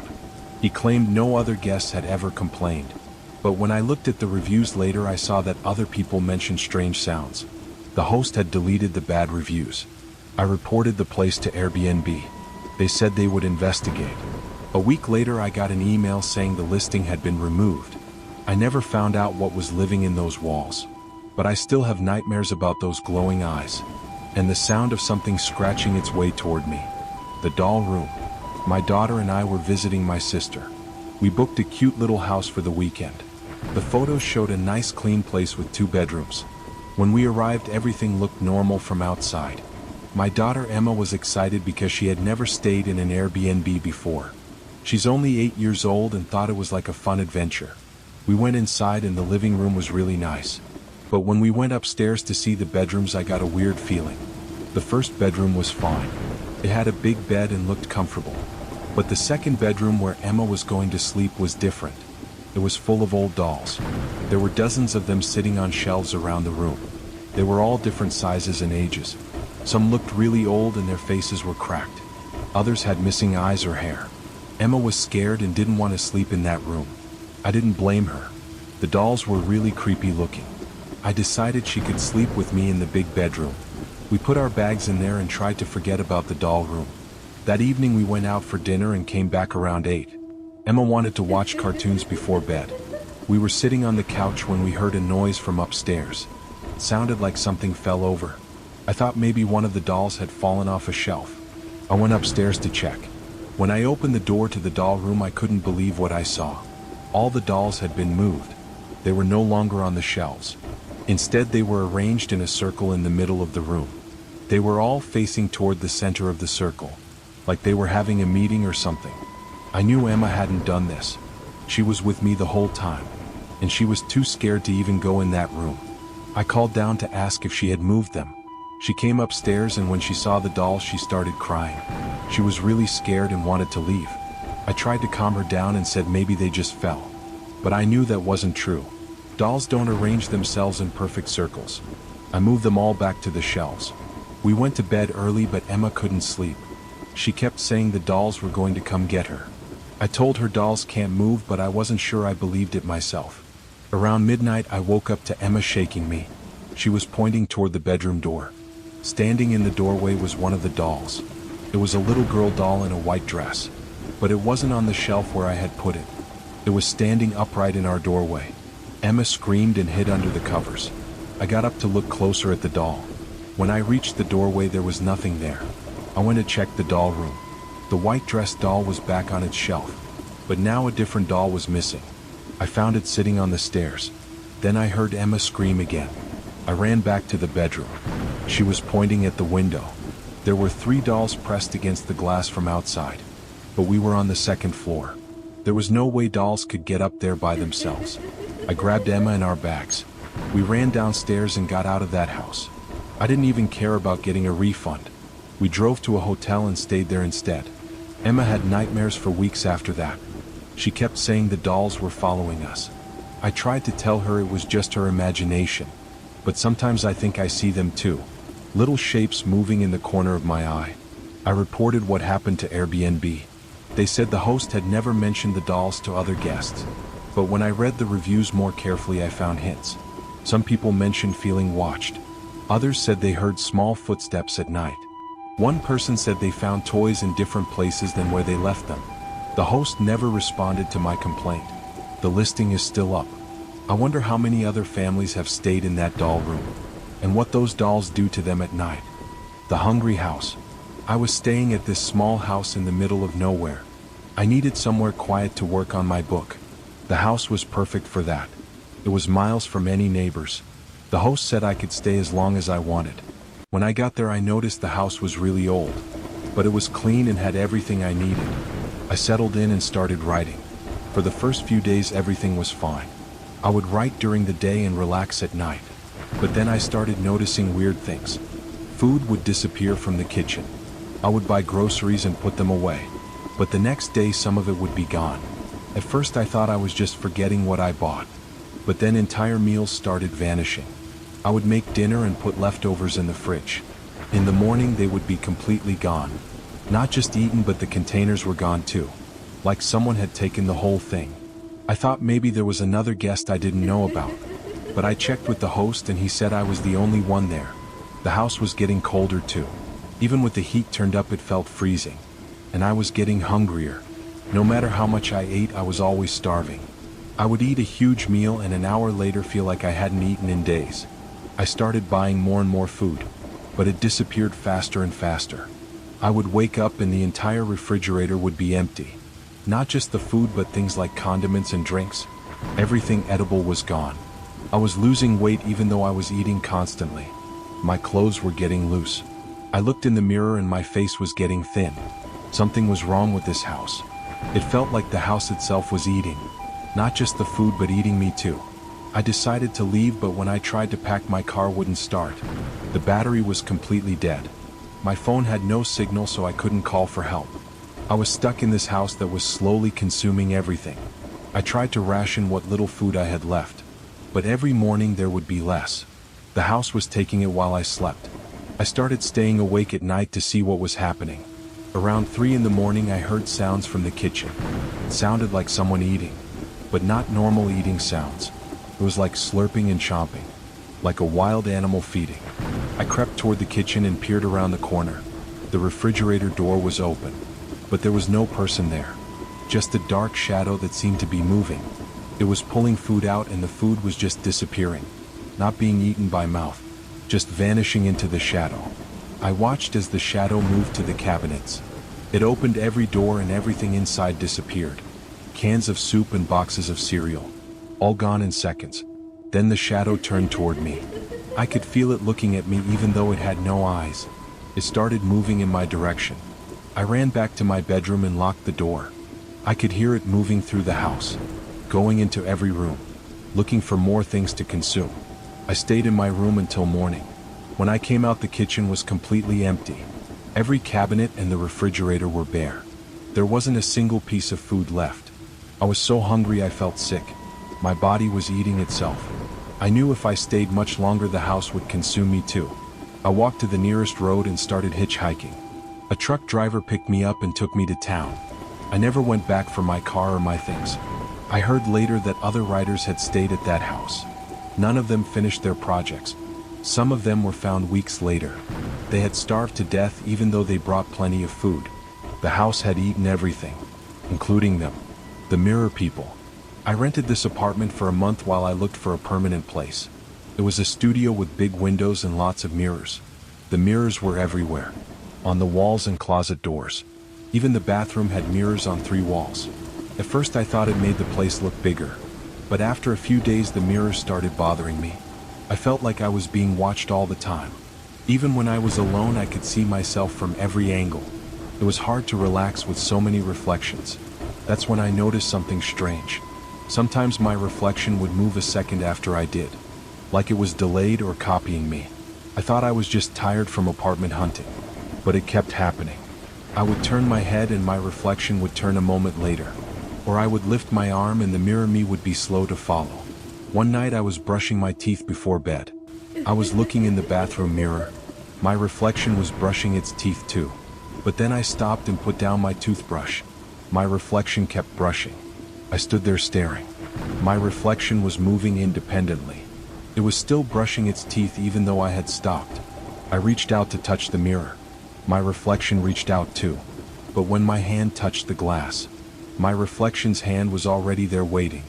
Like it knew I was going to touch the mirror before I did. I backed away from the mirror.